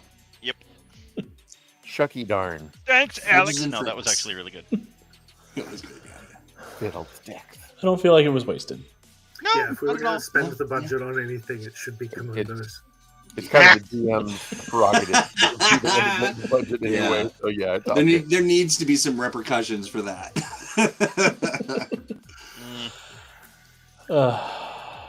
I get to deal with them for the rest of my GMing career, thanks to Calvin.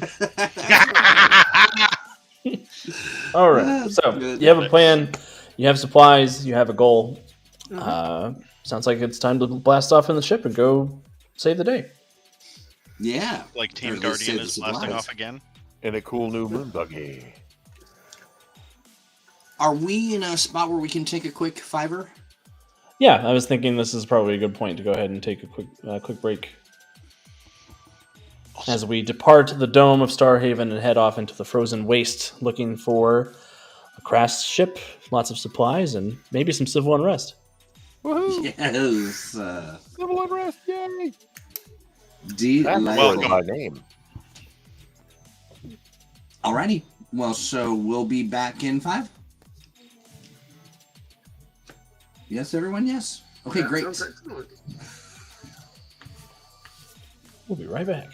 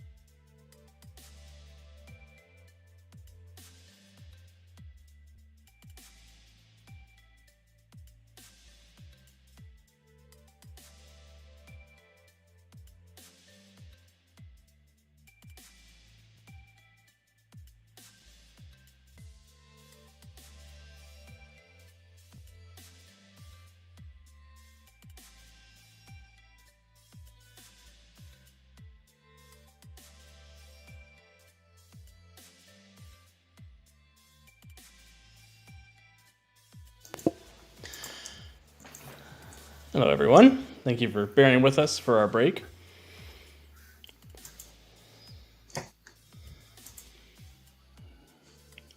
We're live.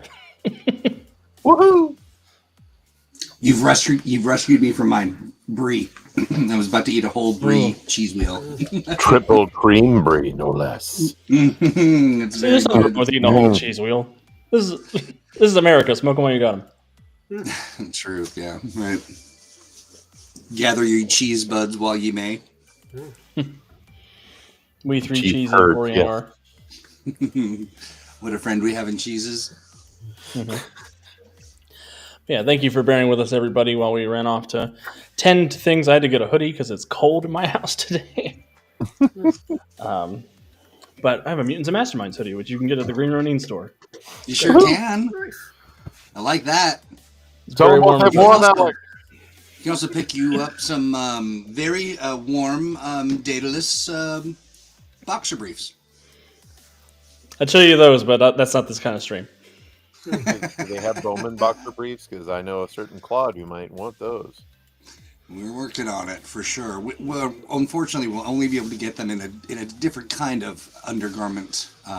I think we should partner with MeUndies, and we should get some Freedom League underwear. I think. I like it. Some Bowman with little hearts on them too. I think that'd be perfect for Claude. Little Bowman bikini brief. There you go. Perhaps a thong, high strung. Oh Not high strung. No. All right. Good night, everybody. Good night, everybody. That's our adventure. Now we can't do anything else but that. Yeah. But yeah, so far our heroes this evening have dealt with an infestation aboard their ship. They've received a special summons from Mama Kaiger talking about a shipment of much needed supplies that she would like for them to steal from a wreckage. And they have done a lot to make this a very easy job for them. They've started some civil unrest. They had a lovely date with Charles Buldozerin. They found out that there's a moon buggy they could steal, which they've stolen. And we're on our way. Not really stealing. I mean, the keys were in it, you know. That's true. Oh, wait, what did we do with them? Did we steal the moon buggy? Yes. Or, okay. Technically, Oh, borrowed it. What the hell? Keys right above the sun visor. That's not really stealing. That's just, you know. Reappropriating. I wonder how much of a sun visor you would need on your Europa. I wonder how big the sun is from Jupiter.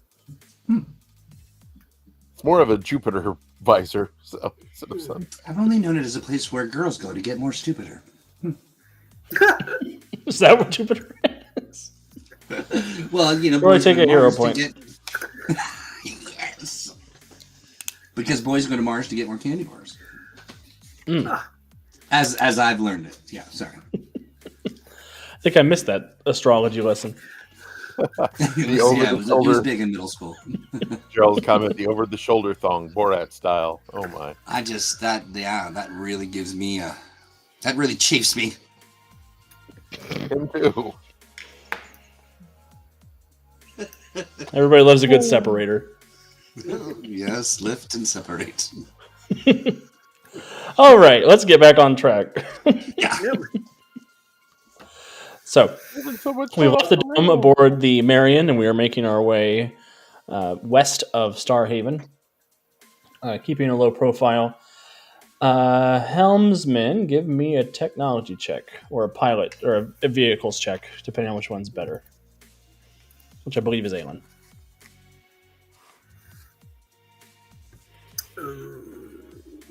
Wait a second. I'm going to roll a dice for no nefarious reason. Oh no. No nefarious reason. Sure. It's not great. 16. Utterly mediocre.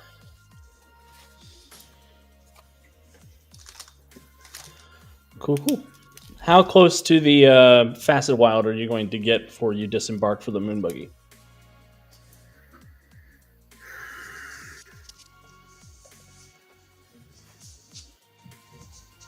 We have got a chimera and we have got a telekinetic.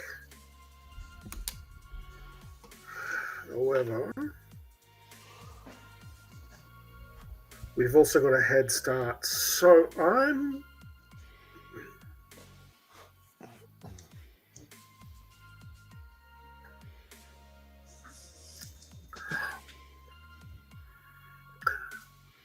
All three are I haven't separated for the piloting.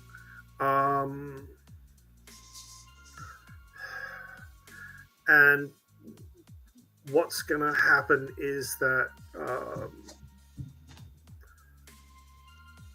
the brain part, which is currently driving, is going to go. This should be a really nice, safe spot to land. And one of the others is going to be like, oh, come on, don't be such a wuss. And push it a bit further. Take the wheel, as it were, literally. I have a quick point of clarification or a question.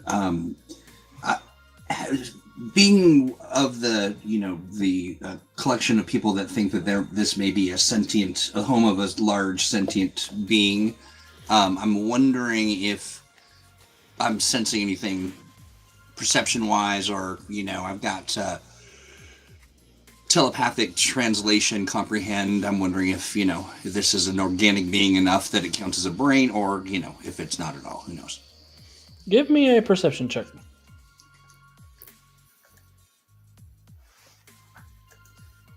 Rolled a 17, and my perception is 10.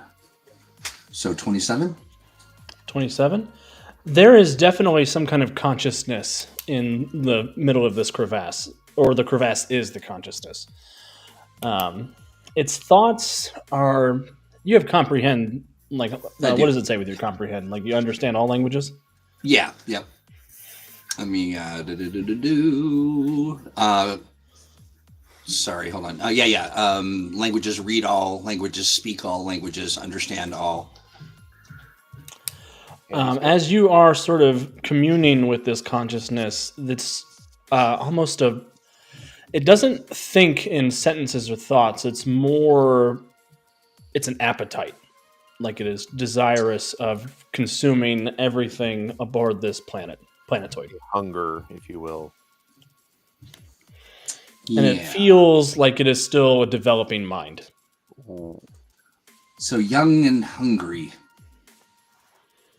Almost like Europa might be a toddler that's growing into an adult phase of some sort. How fun. Well, I'll relay that to the Things team. that are in the book that Alex has to cash that check later. So I'm going to relay that to the team and encourage us to, Do we have to go into the crevasse? Unclear. The coordinates Mama Kaiger gave you the general area around the crevasse where the ship went down. So it's either near the lip of the crevasse or it is within the crevasse, depending on drift or where it landed. I'm going to relay this to the team and share. If that ship fell into the mouth of this very hungry being, we're in for it.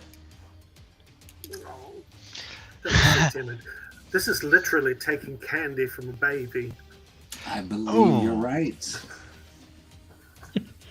Possible alternate title of the adventure.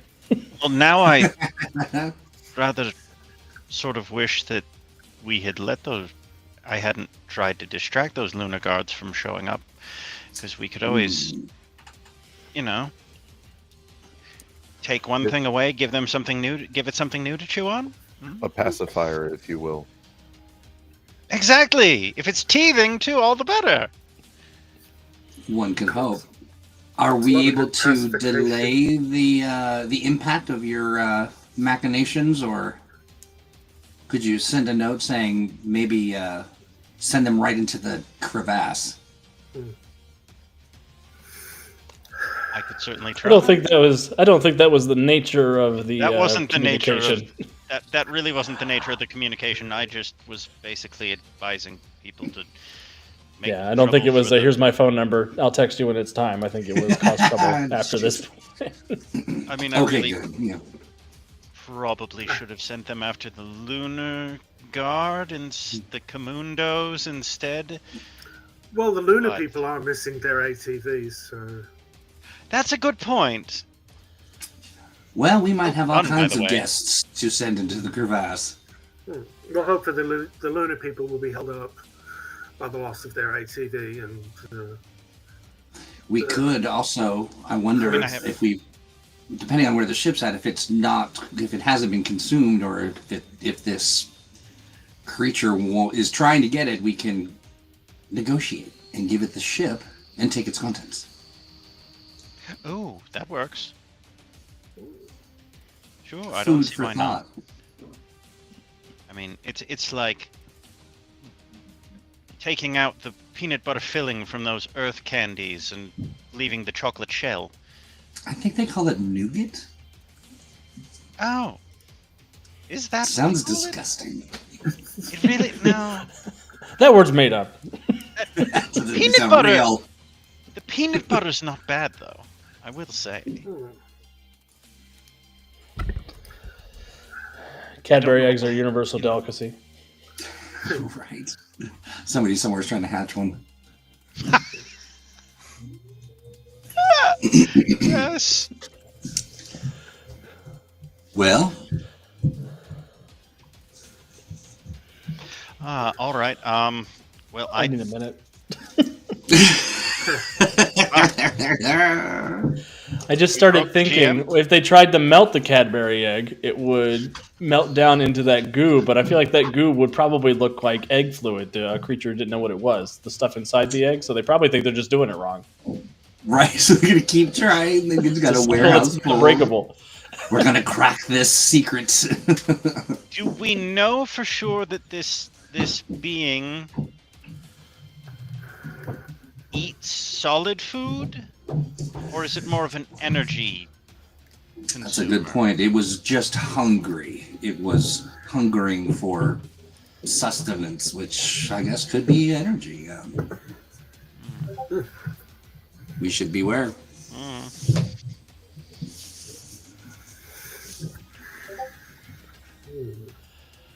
Well, definitely something to keep in mind. Now that I've regained control, we should be landing presently. And how far out are you landing? Closer than the brain would like. Okay. So Essentially, just a little more dangerous than not. yeah, what's happened is the core personality has sort of gone, oh, don't be so meek and mild, come on. And, I'll let you roll pushed a us couple d20 of- then. Pushed us a couple of kilometers further in. That is a roll of 12. Okay. You do not get struck by any lightning or anything as you land. Ooh. The ship comes to nestle in a bear-wise, I would say that's worth the hero point. But the ship does come to nestle amidst a sea of glimmering crystals of various sizes. You're able to find a nice little pocket that you can nestle the Marian into. And this is where all the synapses things are firing? Is that what this... Yes, and Alara, at this close distance, you can clearly hear, it's not words or anything, but it's clearly the hum of the background noise of existence in this creature's mind as you're sort of Am close I- enough to the crystals. Detecting anything with my mentat senses? My psionic awareness and my psionic... Yeah, you'd be picking up a similar energy that Alara is picking up. Alara just gets a more nuanced version of it. psionic... Okay. You could tell that this thing is thinking something. You don't know if it's alive necessarily, but the crystals are emitting something similar to thought patterns. So, and as an accurate psionic sense, I don't... It's not like one specific area that it's coming from. It's just like the whole crystalline structure. Yeah, it's like the whole structure is different parts of whatever this thing's brain is. individual neurons almost. Like you're in the midst of some large being's brain. Awesome. And I'm not a brain surgeon, I'm just a GM, so if I get that wrong, don't cover me. The medulla oblongata. Stay away from the amygdala. That's the part that's afraid, if I remember right. We should tread lightly, crew. This is a brain. So we're going to be walking through a brain. Through, on, in, yeah. That's wild. Frick. It's a Right. beautiful day on Starhaven. So with this move through the brain, are you guys going to be taking the moon buggy, or are you going to be hoofing it? Moon buggy. How close are we? How close are we to the crevasse or to the coordinates? To the coordinates, you are within the coordinates at this point. Okay, so we're in the area. Yeah, I agree. Moon buggy. Yeah, we want to be able to. Well, I think having distracted everybody, and I think with Charles probably waking up at some point and pretty much losing his mind and going, "Oh my goodness!" I'm so fired.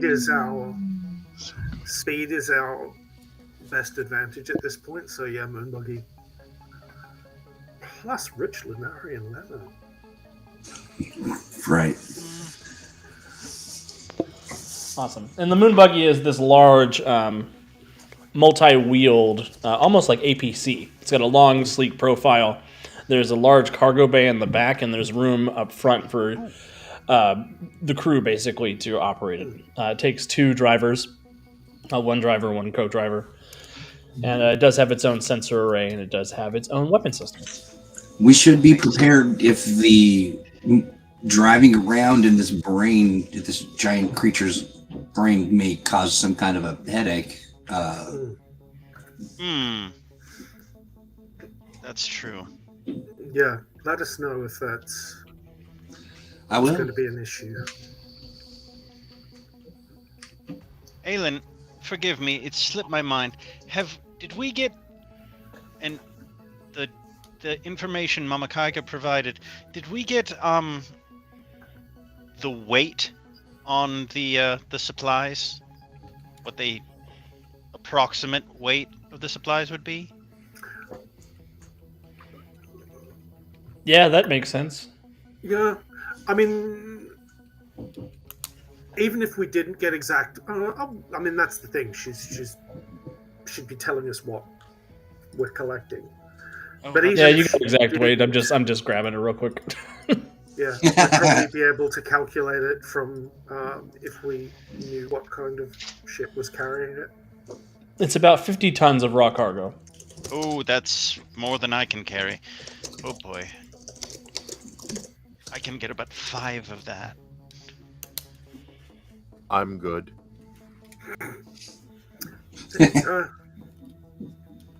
Oh no, I'm sorry. I misread something. I can carry that. I can actually carry that. I knew you had it in you, sister. It's nothing, sister. Nothing at all. It's not the size of the cargo in the hold. It's the size of the hold in the cargo. Light work. I'm not going to riff on that. I want to, but I won't. So who are our two drivers? Not really light work. I couldn't carry 1 pound more than that. But Chimera and I should probably be driving. What kind of driver are you?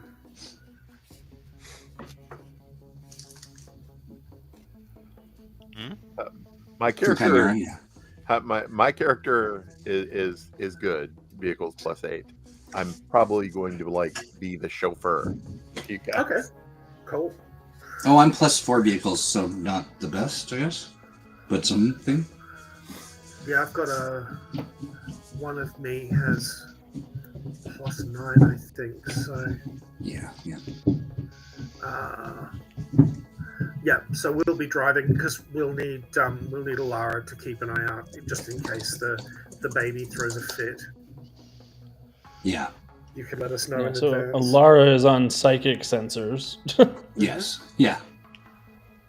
Who's on technical sensors? If I anyone. can be. I've got a good That'll be- technology plus 13, so. Oh, I guess we could have two Ailins driving. how are you? How are you at driving, Ursa? Vehicles? I've never driven a day in my life. Excellent. Well, From New York. To not Ailins it is. understandingly. I am a moon princess. It really wasn't. It was a bit. It was someone else's job. Let me put it that way. We had a person for that. Yes. And then Chimera is on sensors. Who's on weapons?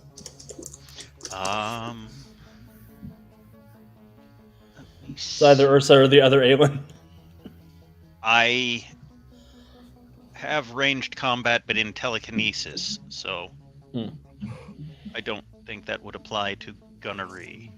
No, but No, you can just probably look not. out the window and like, That's true. oh look, they're coming after us. Now they're upside down. Now they're not anymore. Yeah, exactly. Your perception range. Now there you go. I can't fire this gun, but I have perception range telekinesis, so you don't really need to. I'll sit in the bubble and throw people around. Yeah, basically. Awesome. Well, Chimera, go ahead and give me a technology check as you're operating the sensors, and then we'll get moving. Huh? It doesn't. First I was natural mistaken one before. of the game, ladies and gentlemen. Oh. First natural one. None Gotta of my be spending telekinesis powers say perception. I just noticed. I am going to go ahead and use one of my hero points to reroll. And I have gotten a 16 plus 13 is 39. 39. Sorry. Math. I can do math, me. That is good to keep in mind, Mark. Sorry about that. No, it's probably I should have checked. That was my mistake too, though. That hasn't been important yet, so it's all good. Okay. Devious, what'd you get for your technology? 29. 29. Okay, so there is a surprising amount of there's a very surprising amount of interference coming from the electrostatic storm, but you are able to cut through it to find the distress beacon of the vessel, and you're able to aim people in the direction that we need to go. Because if I hadn't done that, we would not be doing the mission. So yeah, good. We'd Good be combing the desert. Yes. Man, we ain't found shit. No, I'll take the one. You can't find it. Okay, good game. Mission over. We didn't find Good it. Guess we're going home. No. All right. You're able to find the location, and you can start sending the ship the moon buggy that direction. All right. Ailins, as you are piloting, you come up over this cliff face, and you do see down the whole expanse of this grand canyon down below you. There is a number of large outcroppings where you can see all of these different crystals resonating in different colors and different harmonies, the lightning passing back and forth between them. And down below in the crevasse, you can see hanging on an outcropping is this crashed human ship. There is a large beacon outside it that is pulsating with a red light. And you think you can see a number of these strange purple insectoid creatures have been blasted around it. Their bodies littering the area around the outcropping. Huh. What sort of terrain was the vehicle on? Was it? It's got 6 big tires. It is designed for low gravity, long plane traversal. I'm just thinking in terms of like, is it on a? Sorry, did you say it was like at the edge of a crevasse or? Yeah, so it's down inside this cliff, on an outcropping down about halfway down the cliff face. And then explain the creatures again to me. I'm just. They're sort of large purple spiders that seem to be made of crystal. Well, that's gross as hell. Yeah. Could be a part of the entity. Yep, it's a Tuesday. No, sorry. Yeah, it's a segmented, multi-limbed crystalline creature. Yeah.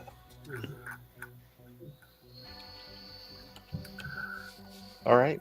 Well, are we to the point of can we avoid them at this point, or is it like we have to go directly through them to get to our needed location?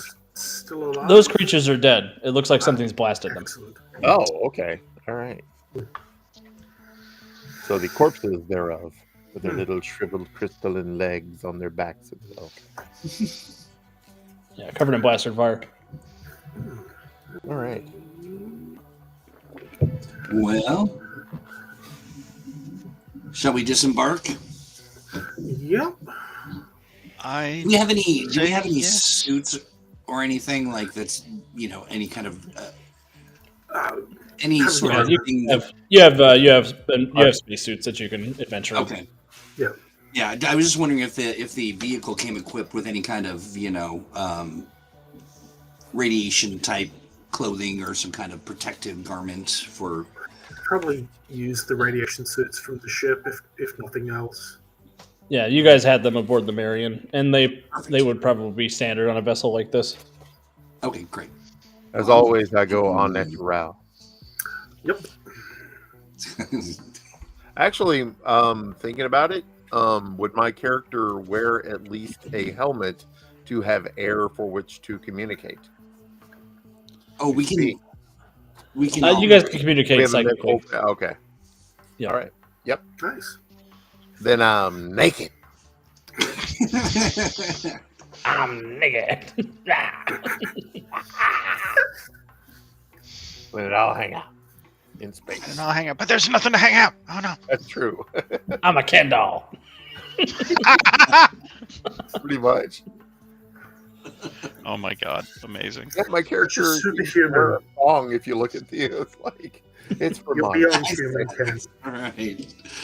He's got a tool belt. That's close enough. Yeah, that's true. It's a Venusian thong. It's very acidic. I don't know. God, Why? we love a callback. We do. Amazing. Keeps the pirouettes out. Okay. All right. So, you guys disembarking the ship and heading down the crevasse? Yeah. Yes.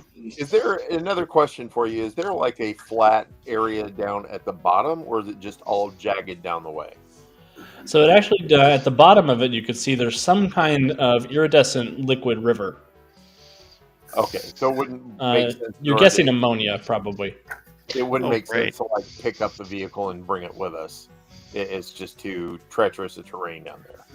Yeah, I would leave it up Where here. it's at. Okay. I make sure to Make put it easy to supplies carry in. the supplies back, though. Yeah. How at my tallest? How big am I when I'm at my tallest? You can get to about 16 feet. Oh, just Dang! okay. That'll make it easier carting it up. Can I spend a hero point to say that I have thought I had the foresight to bring a large backpack type thing that I can wear in my large form with which they can pile stuff on so I can climb up? Yeah, that works for me. Okay. All right. I'll save that last hero point, though. Just in case. Just in.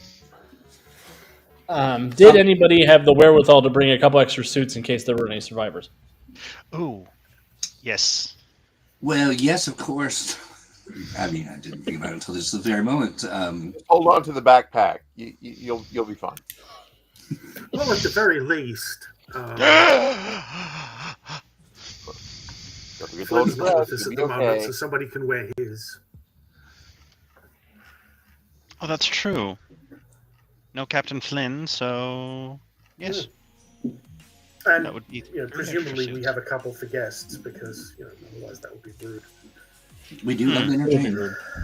He's Whoever's out. He wearing had to go to Flynn's Vegas suit for a will have to wedding. get used to the fact that it's got a cape and a bloody feather coming out the top. Fancy. Awesome. Well, down you all go. I won't make you roll any athletics or anything. You have a telekinetic who can Good. easily get you guys down. Mm-hmm. Yeah, but Chimera's pretty much all terrain. Yeah. And am I Chimera getting is any all terrain.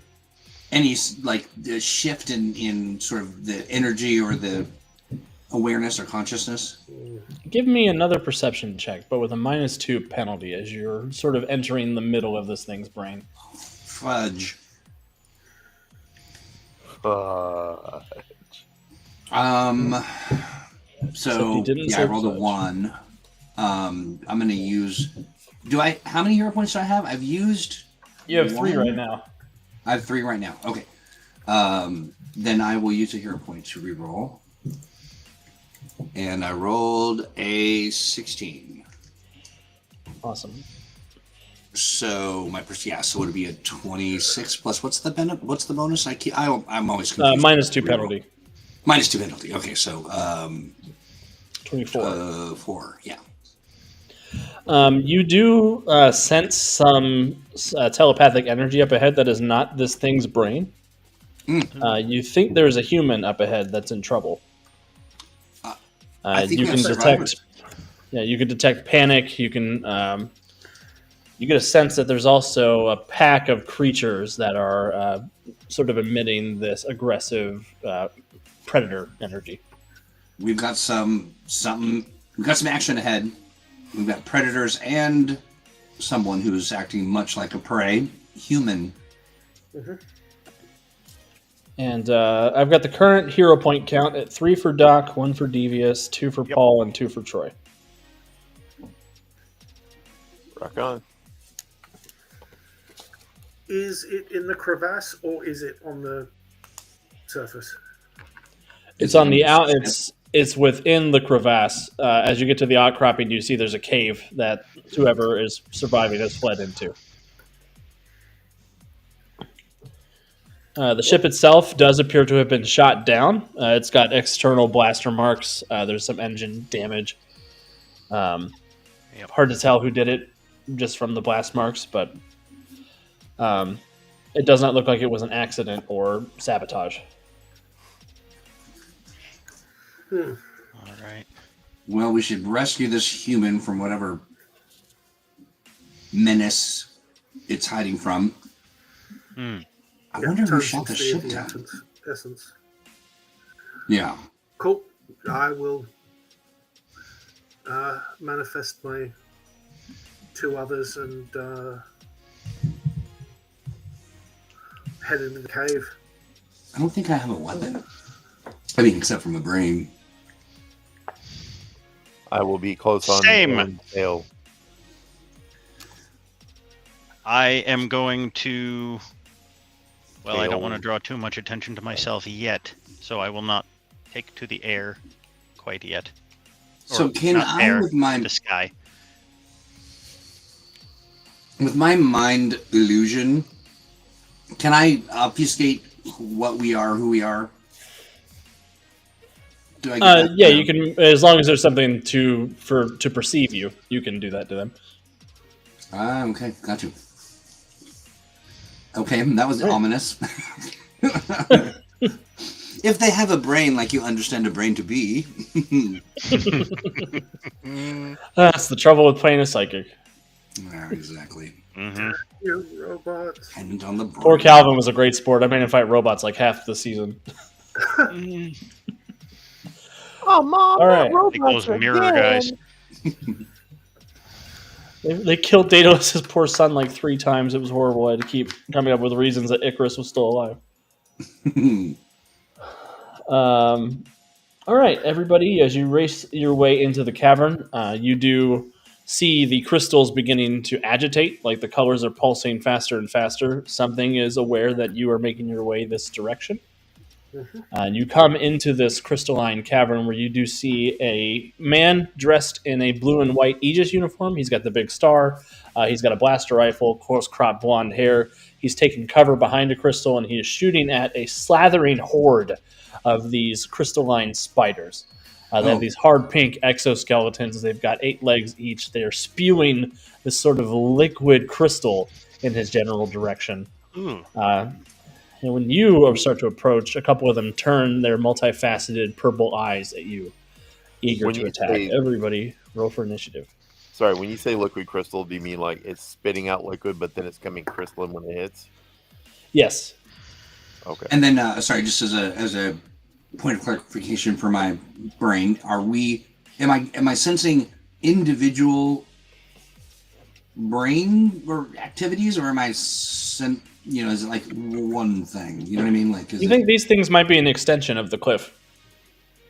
Yeah. Or the crevasse, not the cliff. That's what I was worried These are about. almost like cells of a body rather than... Yep. The antibody sort of reactions or whatever. Yeah, these might be white blood spiders. Right, yeah. And or something that can grab the food and bring it back to the mouth. So initiative on your sheets is going to be underneath your presence near the top. Yep. Found it. Jiminy cricket. Alara needs a lightsaber. That's the answer, Calvin. Oh, God. This is a real bum stinger. Laser sword! Beam saber, if you prefer, if you're an anime nerd like me. Holy crap. Lieutenant Jones got a natural 20 on his initiative. This man does not want to get eaten by spiders. He's very motivated. A total of 18. 18 for Chimera. Paul, all the Ailins are going to go on the same turn, just to keep things simple. That's perfectly fine. 17 for Ursa. Awesome. 23 Alara? for the islands. 7. Just 7. Not For Alara. 17. Not 17, yeah.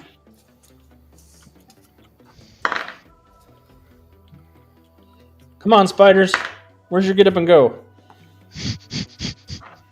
You got up and went. Damn. I was about to say. All right. So initiative order is going to be Ailyn, then Lieutenant Jones, who does not want to get eaten by spiders, Chimera, then Ursa, then a bunch of spiders, then Alara, and then one more spider. There's a total of 5 of these spiders in this cliff, this cave.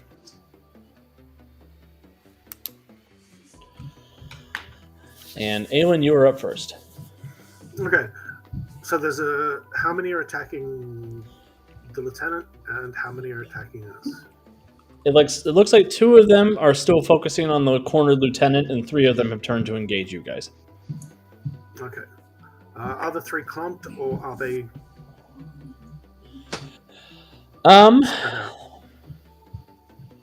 They are big enough that it's hard for them to spread out too much in this space. You think you could probably get 2 or 3 of them in an area burst? Yeah. In that case, one of us will, 2 of us will open. Actually, one of us will use.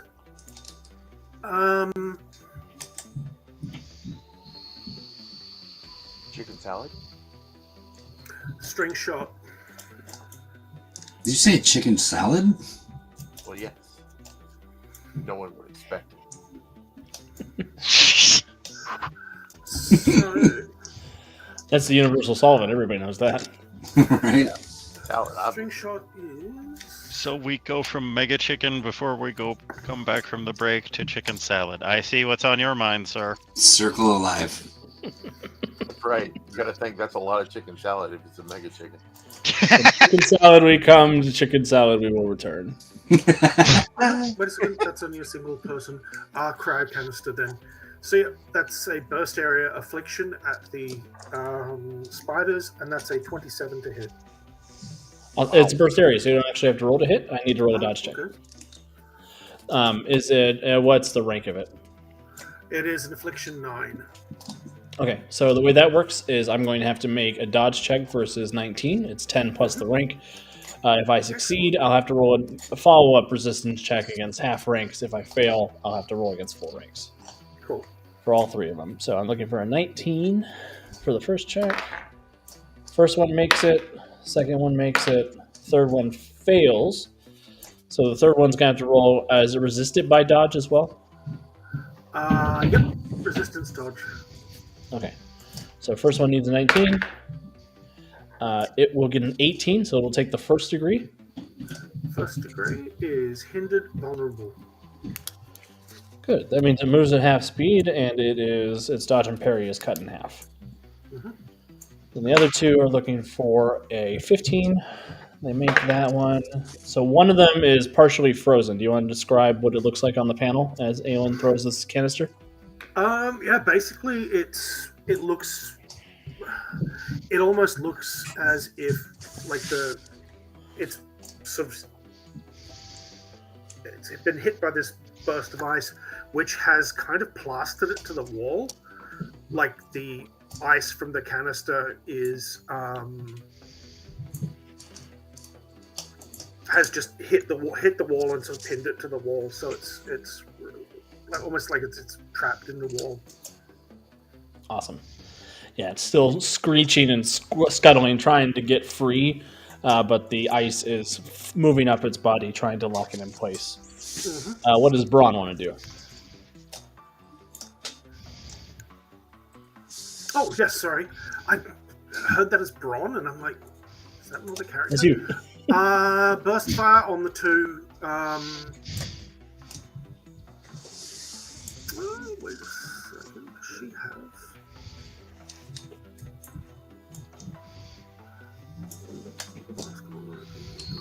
Sorry, I'm just checking.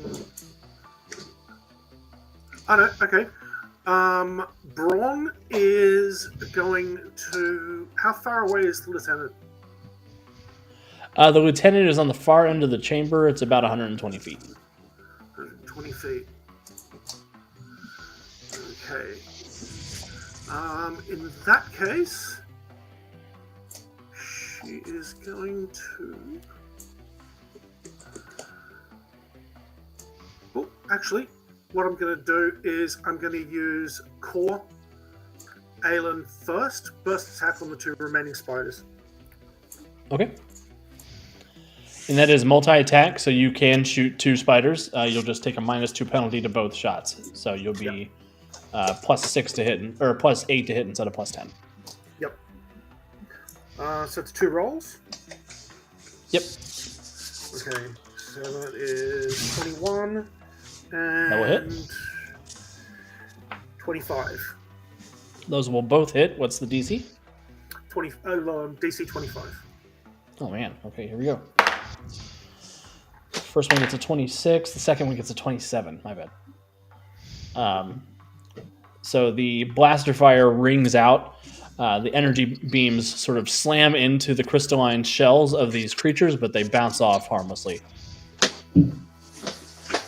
And they narrow down. They snarl at you, dripping this sort of liquid crystal ichor from their mandibles.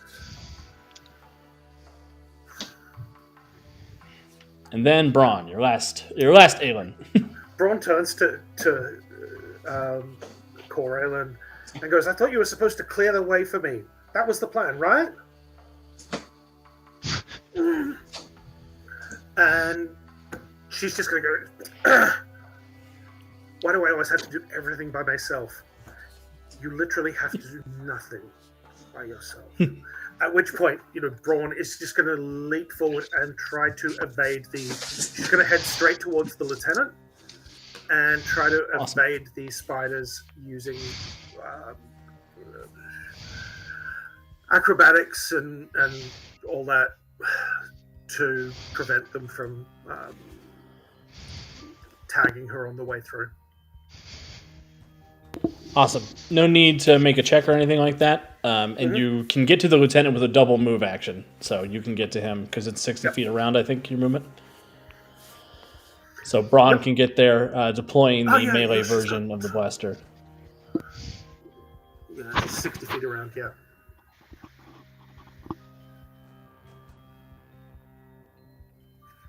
And to answer Bear Wise's question in chat, the way that the brain and brawn is built on the dual person character, it's actually 3 personalities.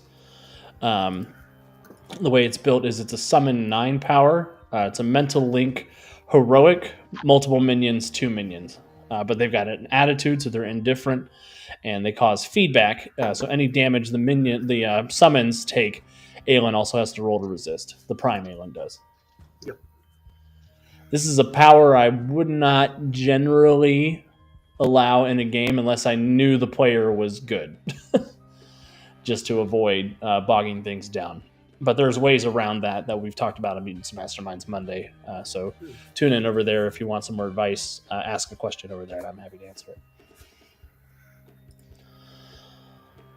All right. After Ailyn's is Lieutenant Jones, who sees Ailnyn Braun. Oh, thank God somebody finally got the radio message I sent. Do you have more backup on the way, or is it just you guys? Okay, yeah, radio message, yeah. Back up. Yeah, I certainly hope not. And he'll rack his laser gun and he'll take a shot at one of the spiders harassing him. He hits. Good for you, Lieutenant Jones. And he does some damage, actually. Good. Wow. I wasn't expecting that. It's DC 20. It's a 13. He does a bruise and a daze to one of these creatures because it misses by 7. Dang! Woo! Yeah. Bear Wise, I think we have an episode about problem powers. I think that's where we talk about it, if I remember right. If not, it's an episode about problem powers on Joy of Game Mastering. Oh, yeah, that's true. There was one of each of those, I think.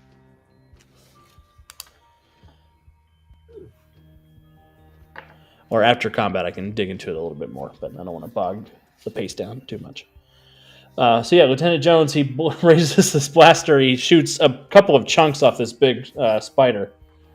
It sort of cries out in pain, rocks backwards, looks at him with great rage in his face. Chimera, over to you. I will. First of all, is there any of these things that have turned their attention towards Ailnyn?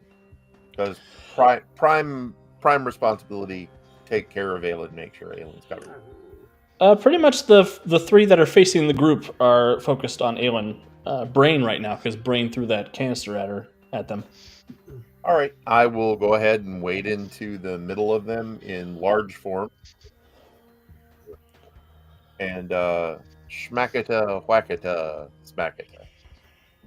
Awesome. Smack. One moment. Uh, 16 plus. Where's my unarmed? Close combat 10, 16, 26 total. That'll hit. What's the DC? I'm at strength 10. So DC 25. Correct. Kaboom! Ka-chow! I get a grand total of a 22, so this one will take a bruise as you slam down. Do you want to say what the panel looks like? Basically, I am jumping in the middle of these 3 spiders, and as I grow, I'm moving forward, and my fist comes down on the spider and just smuck. It like pins it against the ground momentarily, though not long enough to actually injure it. But it's like wham, and it backs up and looks at me like, "Oh, I didn't see that coming." Yeah, these great cracks form across his crystalline body, and I didn't stress the size of these things before. They're about 6 feet around if you look at their legs all the way around. Them's big fellers. All right, I moved and I have done my action. I believe I am done for the round. You're all good. Ursa. Then I am going to take a look. What's the distance between me and the lieutenant and Braun there? It's 120 feet from you and the lieutenant. Okay, that follow-up question. Move object. that works on people as well? It does. They get a resistance check if they don't want to be moved, but Okay. I don't know if Lieutenant Jones falls into that category or not. I guess we'll find out. And when it's a free action to activate my force field, does that mean I can still use my move object as a regular action? Mm-hmm. Yep. Okay, cool. All right, I will activate my telekinetic force field around myself, and then I'm going to say, would you like a lift? And then I'm going to try and lift Braun and, if I can, the lieutenant and Braun, and bring them back over to me. Wait, let me check the distance on that. It's standard ranged, 275, 550, 1100 feet sustained. Oh, yeah. Precise. Yeah. Okay. So I'd like to try and lift them up and bring them back to relative safety, so they're not penned in. Lieutenant Jones is not going to resist. Braun, are you going to resist? She's going to sulk because she wanted to fight spiders, but... Fair. Okay. And then I will just gently... She's going to take the lift, but she's not going to be happy about it. That's okay. Sulking's a free action. Yeah. Fair. All right. And that, I believe, ends my turn.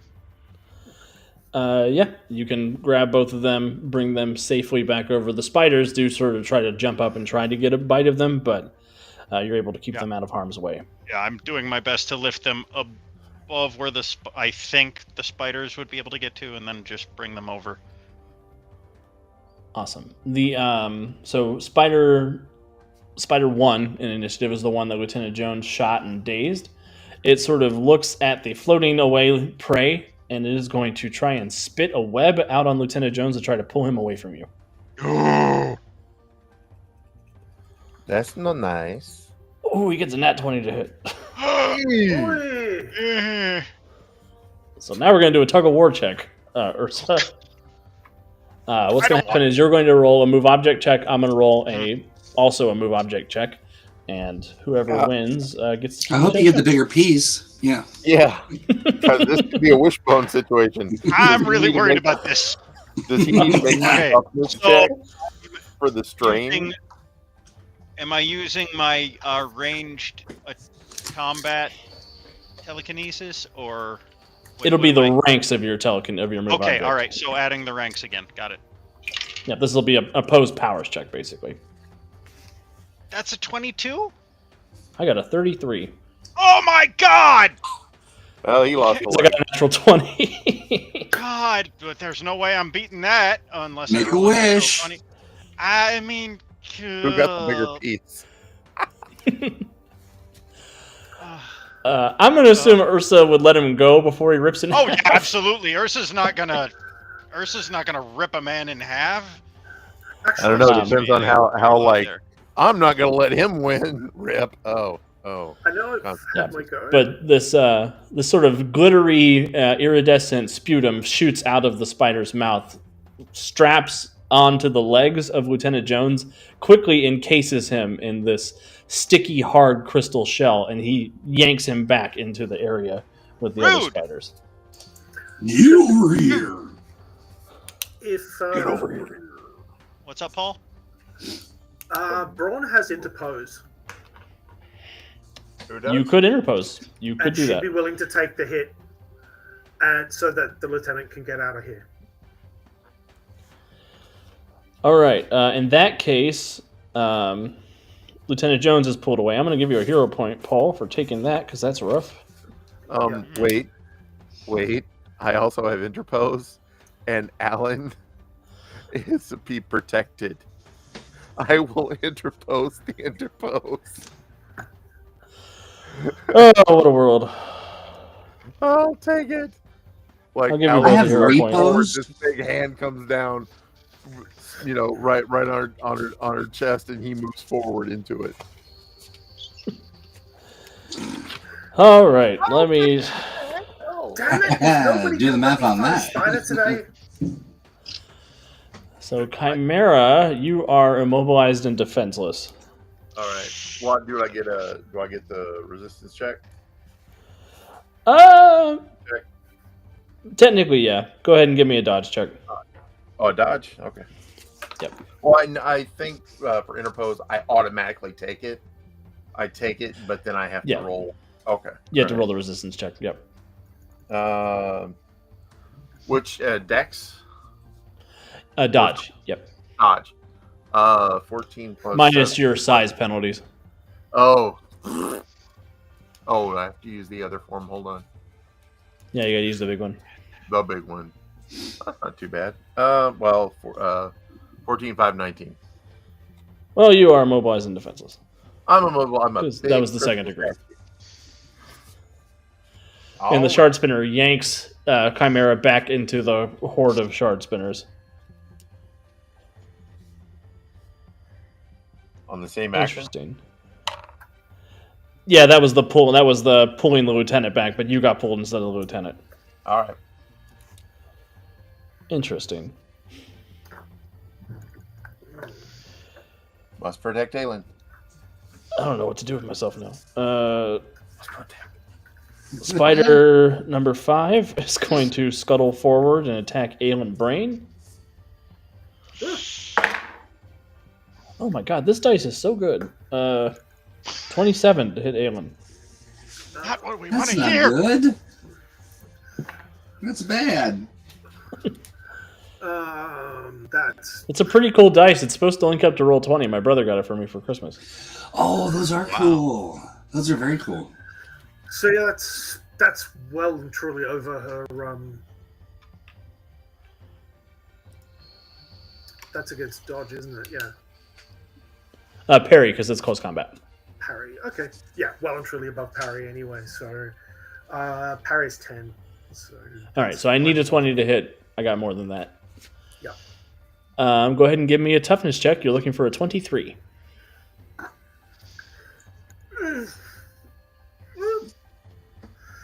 It's possible. Wait a second. Okay, so is that included in? Yes. Okay. That in it.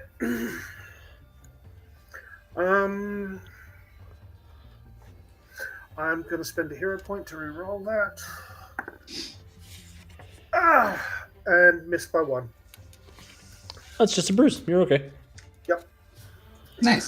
So the thing comes scuttling forward. It brings down these mighty pincers. You're able to get out of most of the damage, but you do catch a scratch as its pincers crash into the ground beneath you. Yep. And it lets out this horrific screech. Throws some sparks off my force field generator. Excellent. Spider 4 and Spider 3 are going to scuttle over and team attack Chimera while he's defenseless.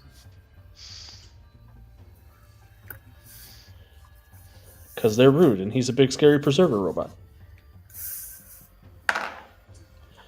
Ooh, one does fail to hit, though, even with the defenseless. Sucker. The other one does succeed, so that will be a... because you're defenseless and they did hit, it is a free critical hit. Because it's a finishing attack. So that is a total of a DC 28. 28. All right. And I'll be spending that hero point. We're just going through them. That's my stay alive hero point. I got a 26, so I take a bruise. Yep, you miss by 2, so the bruise comes in. You're sort of struggling within the binds of the cocoon, and the pincers come in, trying to stab and rip and tear at you while you are trapped. Lara. Yes. I'm wondering, so I've got mind confusion. Mm-hmm. It's a burst area affliction. It's like a 30 feet radius sphere. Am I in the middle of that sphere? Wherever you want to put it is the middle of the sphere. Oh, nice. Well, I want to put it on the crystalline spidery. I just want to affect a big area that that they're kind of walking in without hitting any of my friends or friends to be. Awesome. And it is selective, so you don't need to worry about hurting your allies within that space. Well, then never mind. It's you everywhere. can definitely get the 3 spiders that are trying to kill Chimera right now. I'm also keen to sort of capture a little bit of the anything that's sort of shifting or changing in color, the crystalline bits, and to see if I can kind of disrupt the thought process. Okay, so you want to attack the room too. Yeah, I want to attack the room as well. It's a gazebo. All right, I'll roll for the room. The room fails its dodge check. It's a room.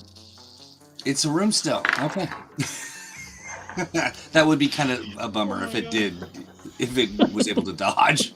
It basically close its mouth on us. Yeah. Your confusion is good. The room is now confused. It thinks it's a closet. I rolled a No, I am a jar. All right, so I rolled an 18. It's burst area. You don't have to roll anything. I got you. Oh, nice. I didn't know that. So I've just burst. Yeah, you just send out this psionic wave of energy out into the space. And you do find some purchase within the hive mind that seems to be controlling these spiders. Very nice. What you have done is you have imposed an impaired condition on all of the spiders in the room. Awesome. As the brain in this part of the crevasse is suddenly disoriented, it's going to give a -2 penalty to all of the spiders' rolls until the beginning of your next turn. Well, that seems... Right here it says you've won a small point right under my mind confusion. But I guess... Weird. Yeah, weird. The spiders do fail. The 3 spiders who are in the area also failed their dodge check, so they're going to roll will saves against your DC 16. Oh no. I can't roll. I mean, I don't have a bonus right now. That'll fail by the 2nd degree. Fail by the 2nd degree. Fail by the 2nd degree. So 3 spiders are stunned, which means they are unable to take actions until they finally break free from that stunning. Nice. Very nice. So what does that look like, Alara, as you cause some serious synaptic damage to the area? Well, I'm starting to get a little stressed out, and I'm trying to maintain my level-headedness, because when I get sort of stressed, I have a little telekinetic fits. So I'm girding my loins, as it were, and I'm dropping this big ball of brain electrical shortage power, and I drop it onto trying to get as much of the the room and the spiders, and when it kind of comes over them. Now they're currently attacking what's his face over there, right? Chimera, yep. Chimera, thank you. Well, they were not paralyzed. right, yeah. Because as the ball drops, they kind of you see the pop, pop, pop, and they're just kind of like looking a little like they don't know what they're doing, and maybe like temporarily cut off from the connective what's going on, and the big ball of light sort of flashes, and they're stunned. Getting woozy here. Yeah, exactly. Looking a little drunk. Awesome. Nice. With them stunned and impaired, we'll go back around to... We have one last spider who is not in that bubble. Oh, that one. It looks at Alara and is like, "Oh, you're dangerous." Shit. And it is going to try to shoot your face off with crystalline shards. Well, good thing I didn't come with my face. Oh, you left it on the ship? I did. I only got a 10 to hit, so yes, you probably did leave it on the ship. Nice. It's a face saving maneuver. What am I doing? Yeah, I need a 23. I need a 23 to hit you, so I miss. Oh. Sorry, As Spidey. this thing, sort of woozy, staggering a little bit from this disconnection from its hive mind, and it spews this liquid crystal out of its mouth again, but it hardens into almost a spear that hits the wall behind you and causes a crack, but doesn't seem to hurt you at all. Whoa. Ailyn's. Cool.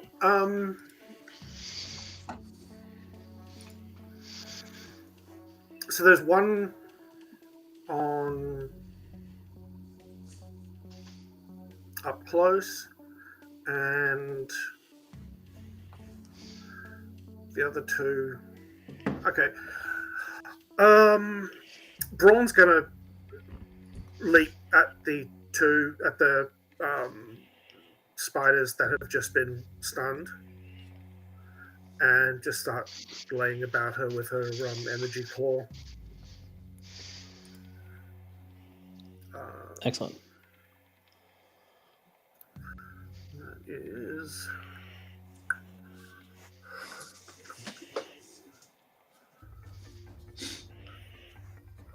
Okay, cool. That is a roll of 24. 24 will definitely hit. DC is 24. And you're shooting one target?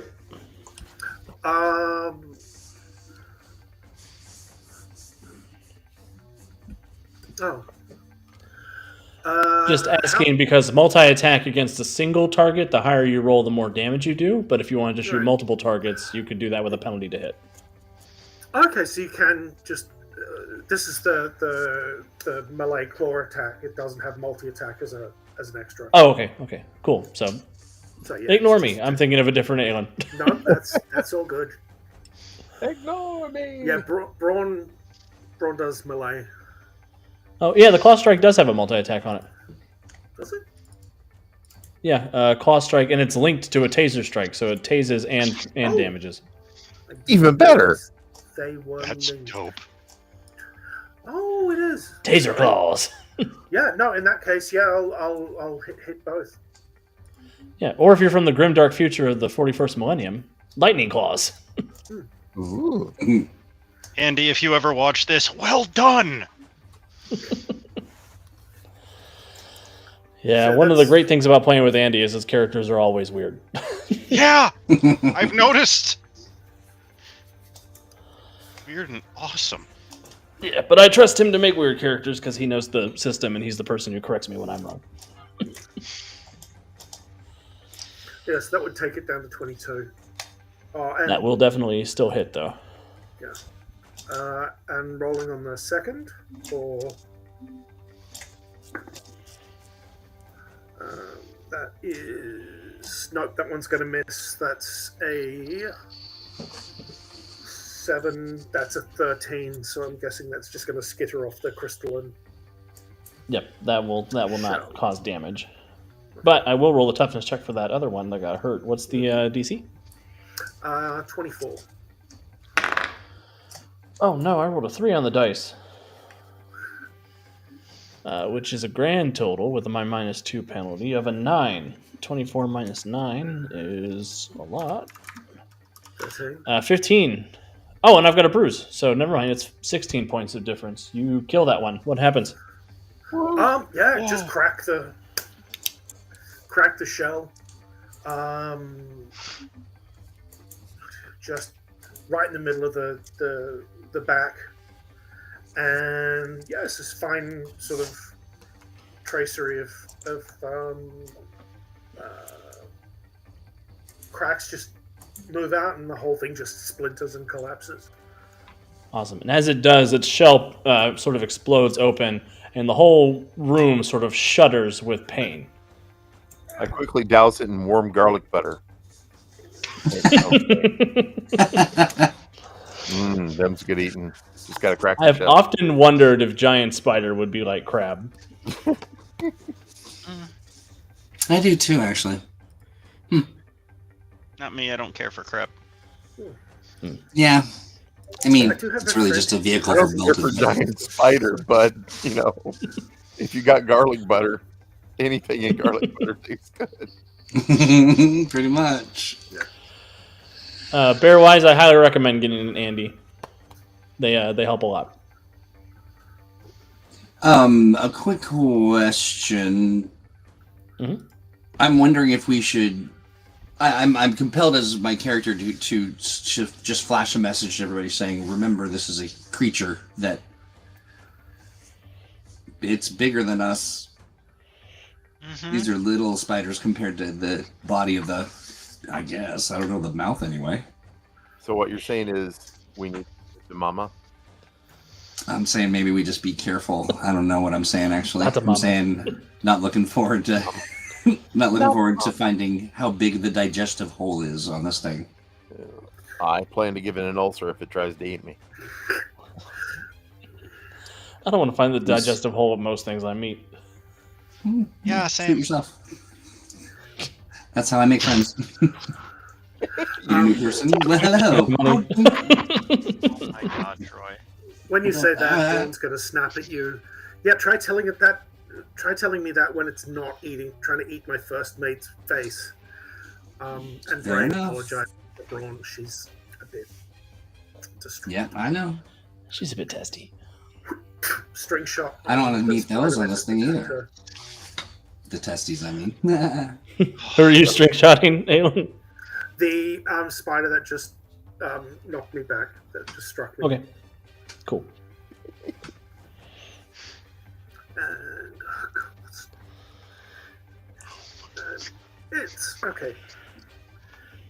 Oh no, that's 8. So that is 17. 17 will miss. Yep. As you fire up the string shot, it sort of arcs around and hits the ceiling, but it doesn't seem to stop the spider. And then Brain? That was Brain. Did the string Oh, shot. what about and Core is Prime? basically just going to go no like this and burst fire into the.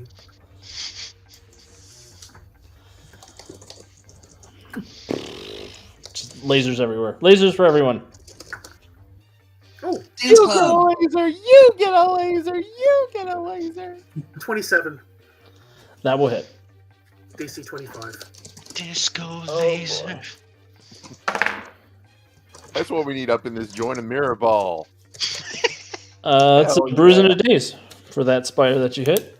Mm-hmm. So yeah, you fire up, you fill that carapace with lasers, sort of shoots chunks off of it, it backs up, roaring still. Roar. Roar.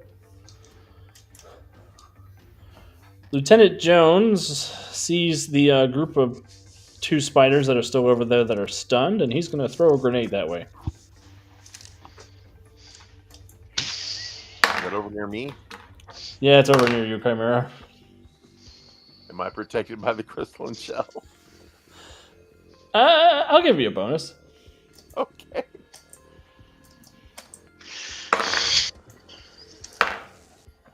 And Braun is protected Make a by toughness the- check with a +2, Chimera. Okay. You're looking for a 20. You'll be fine. Actually, your impervious is better than that. You don't even need to worry about it. Oh, hi. Okay.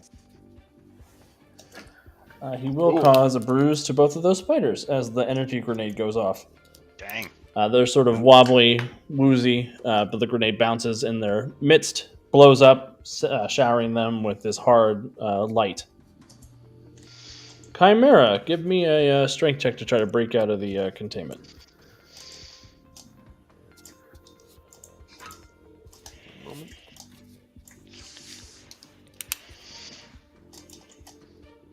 I have no hero points left. 19. I have you down with 1. I used it for the in resisting. Oh, that's right. damage last time. I rolled like a total of 13 or something like that, and then I used a hero point to get 26. So. Well, 19 is going to get you out of immobilized and defenseless up to hindered and vulnerable. Oh, nice. Oh, good. Promotion. So you're starting to break your way out. You're able to move, and your defenses are half now, and nobody's going to get free crits, which is always Slowly good. but surely, and don't call me Shirley. Okay. Yeah. Do you want to go fatigue to use extra effort, or are you content with? Does it look like the tide of battle is truly changed in our direction, or does it look like, oh no, it's getting overwhelming? And more importantly, does Ailnyn look like they're in trouble? You guys seem to be on the upper hand. Two of the spiders are still stunned from the mental blasting. One of them is dazed. One of them is dead. I'm going to go ahead and skip the extra action then for right now because I don't want to be fatigued too early. That's fair. You know, so you break yourself free. I'll go ahead and do it. I'll do it. Okay.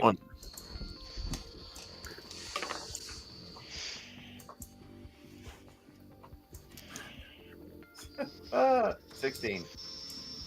16? That will miss one of the spiders. Oh no, that one's vulnerable. It'll hit. What's the DC? The DC. Oh, for the damage, 25. Even in the big form, it's only 25. I believe so. Yeah. 1 second. I'm double checking because I thought. One moment. Yeah, because I've got these are PL10 characters, right? Yeah. My unarmed is 10, so even in my big form, I'd be limited to 10.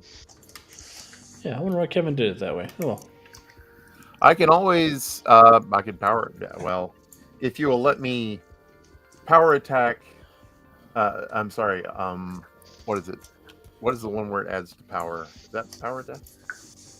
Power attack adds DC for a penalty to hit. Oh well, no, never mind. Because then I wouldn't hit. Never mind.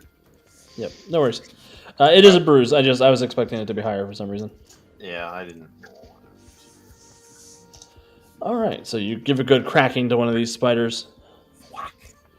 Cracking good time. Starting to think you guys might be in more trouble than you're worth to eat. Ursa. Sorry, I keep forgetting that's me. That's you. Okay, so I have another question. I did not notice this before, but I have telekinetic constructs. Create 8. Volume 250 cubic feet. DC 18? But there's no stats for the constructs in here.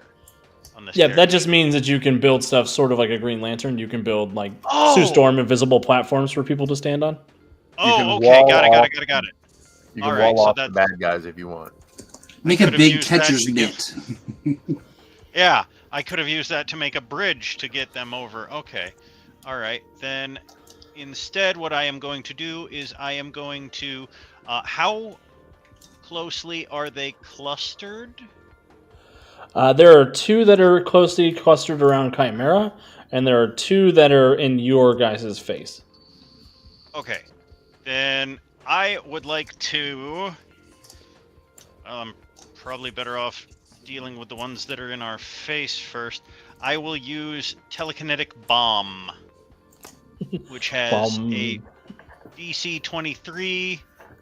It's burst area damage 8, burst area 30-foot radius sphere. Oh wait, DC. Is it selective? Why does it have DC 23 and DC 18 listed here? So that is a fun quirk of burst area damage, because damage is 15 plus rank and afflictions are 10 plus rank.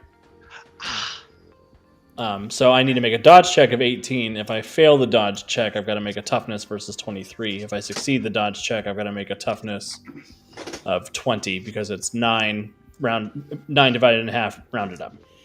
Okay. So things that we're trying to correct in the Valiant edition of the game. Gotcha. Almost said something else. Oh. Tease. What am I doing? I'm making an error. Is it selective? That's the other thing I needed to know. Oh, yes, it is selective. Okay, so do you want to put it on the group that's with you guys or the group that's with Chimera? I think it's better. I think Chimera will be able to get out on his own next turn. Its own. I don't know. Yeah. But I will use the. I'll use it to keep it away from us and away from the lieutenant. So. Awesome. 1 fails the dodge check. 1 succeeds the dodge check. So I need 1 versus 23. That one is crisplatted. Yes. Then I need 1 versus a 20.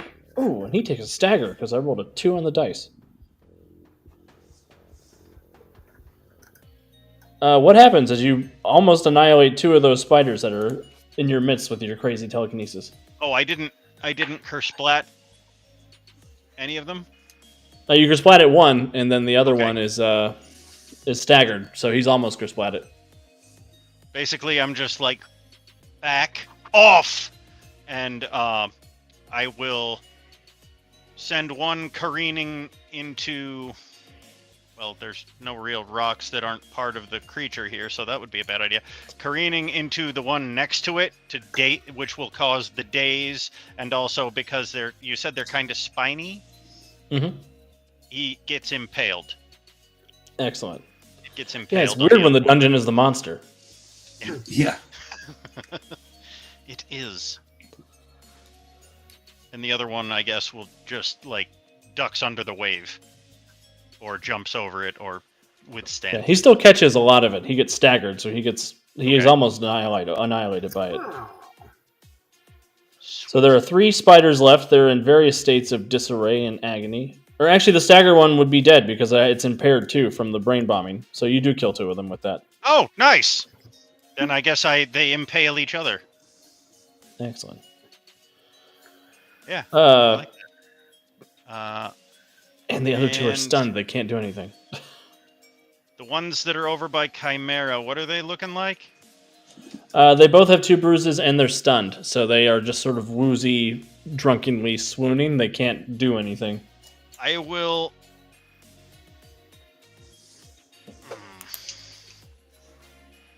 I will burn...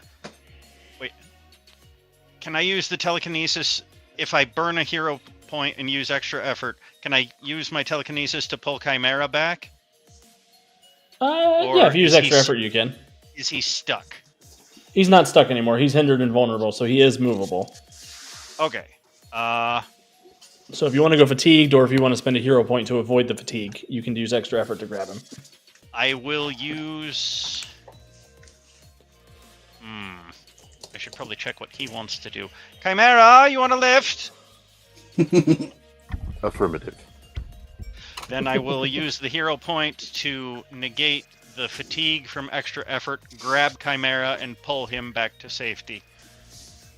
Excellent. And all of you are safe now. I mean, the other 2 spiders are stunned. They can't attack or move or anything. If you wanted to run off, you could run off without any trouble. Sweet. I think But we will should we have run. cargo? Yeah, we should. Cargo's on the get ship cargo. out on the outcropping. Okay. Oh, and this, I'm wondering if this human's going to be trouble.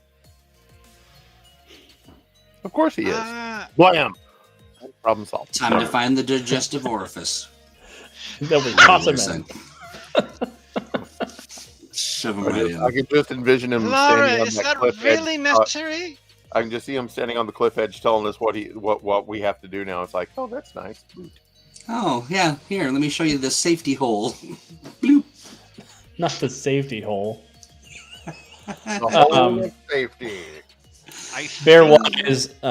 Bearwise asks, create makes geometric shapes of things. How do you advance to make Green Lantern-esque machines or more complicated creation? You add the precise extra to your create so that you can make machines more complicated than a simple hinge. And voila, Xerox machine. Yeah, and honestly, you can just make your construct array and add things like damaging constructs, things like flying constructs. You can add other effects underneath your create array to simulate constructs that do other things. Right, because at that point it's kind of a descriptor more than it is an actual power, the construct. Yeah, I've got like 8 Green Lanterns in my build queue right now. Urza is built with it as impervious, innate, movable, stationary. It does not have precise. Yeah, so Ursa can make shapes. Simple She shapes. can't make lockpicks or anything like that. More Green Lanterns than you can throw a power ring at? So many. All right, so you guys run off down the cavern. Everybody give me a perception check as you're running back down the cavern. Okie dokie. Ooh, that was a good roll. I can see Hey! the inside of this crystalline trap. Still on my 22. face, apparently. 22? Ooh. If I did my math right, which I'm pretty sure I did. And Ailyn's got good ears, right? Yeah, 31. I'll give you a +2 circumstance bonus for good ears. 33. 33. Wow. Mine's 29. Damn. And Chimera got a rock? I rolled a total of 8. Chimera got a rock. Yes. Like I said, I'm still getting out of the crystal thing. It's still apparently around my face. Like, I can't see anything. Bear, I don't usually do negative hero points for bad puns, but I have had heroes turn in their hero points voluntarily for bad puns. Wow. That's a nice complication to add to the game. They're like, I'm sorry. I'm sorry. I'm bad and I should feel bad. Yeah.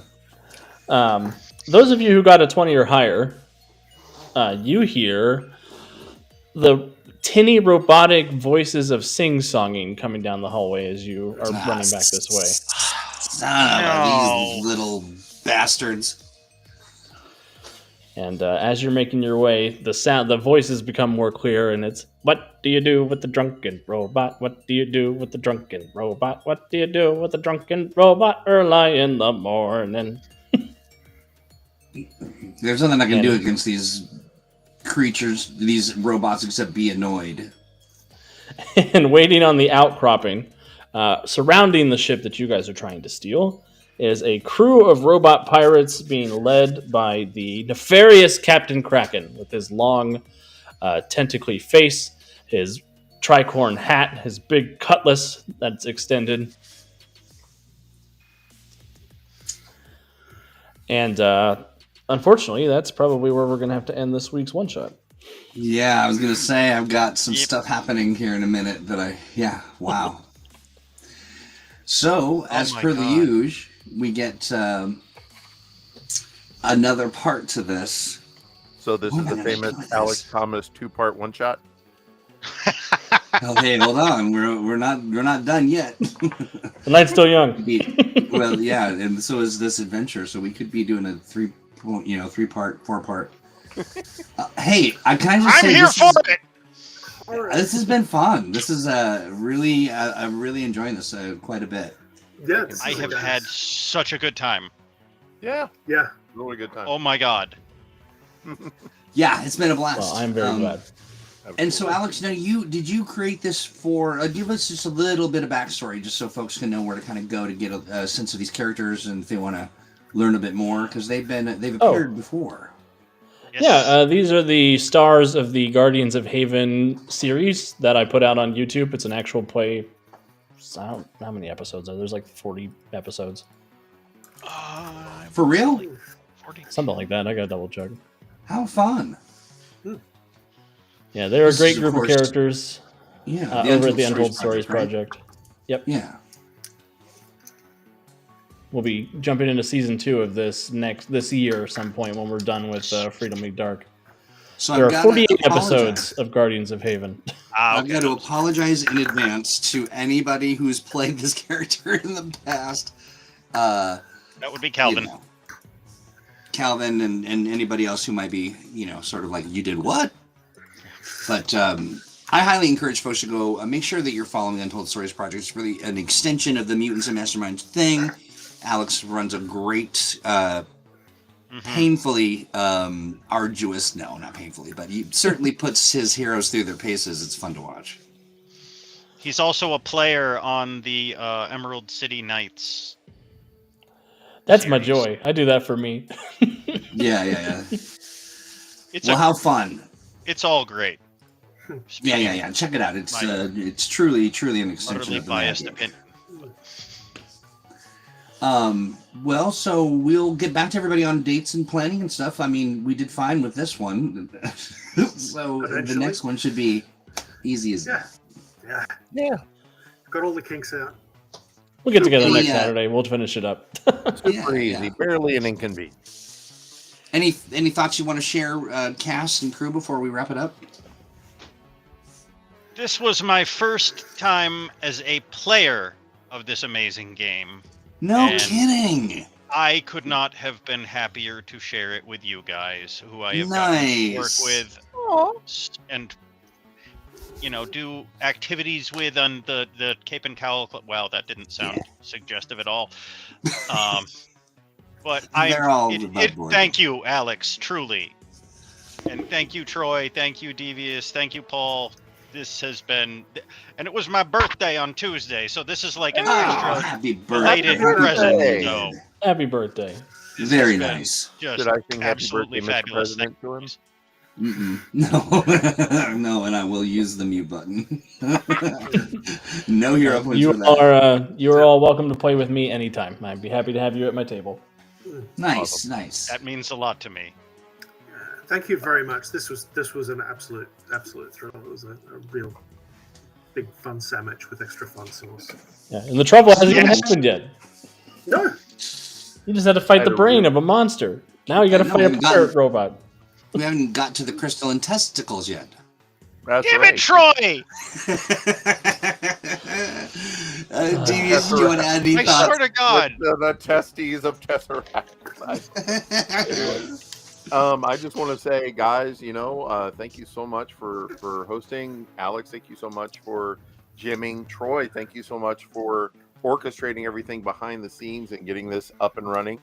And thank you also, Paul and Mark, for participating with me today. You guys are awesome players. Enjoyed it very much. Everybody out there in La La Land, get in the tank. Time to check out the Atomic Think Tank if you have a moment. We're very proud of it. We're very happy with it, and we love having people there. You know what else we love? What's that? We also love a planning episode. This coming Monday, we are doing the annual. Well, it's not annual. It's more quarterly. It's like every 3 months.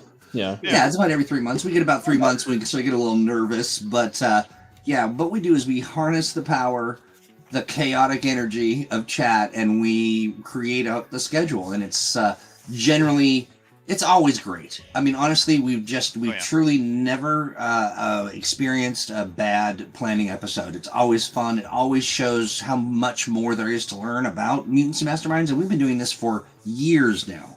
And there's no sign of stopping. So definitely join us 3 p.m. Right here at YouTube, Facebook Live, or Twitch. I might be a little biased, but hang out by YouTube. That's one great spot to get a good seat and bring your ideas. You know what? And we don't mind if it gets a little weird. Inevitably it will, but it's always fun. we have a whole episode about Charles Bulldozerin. That was so good. That was really fun. Bulldozerin, not bulldozerin. That would be weird. Bulldozerin, yeah. His parents are actually hyphenated. His mom is last name Bull. His dad's last name Dozerin. The Bulldozerin guy. Fantastic stuff. Thank you, Alex, for GMing. You are one of my favorite GMs, and it's always a delight. And of course, hanging out with these guys is just never-ending fun, and I mean that truly. Good friends, good fun, and great game, Mutants and Masterminds. I think we're in a good place to stop. Nice. Thank you, everybody, for watching Thanks, as well. everybody. We appreciate you. And don't be afraid to ask questions. As we're moving through, as you're watching this episode and you're this actual play, and you're thinking, why do they do it that way? Ask the questions in chat. We are more than happy to come back and answer questions. We keep an eyeball out for that stuff.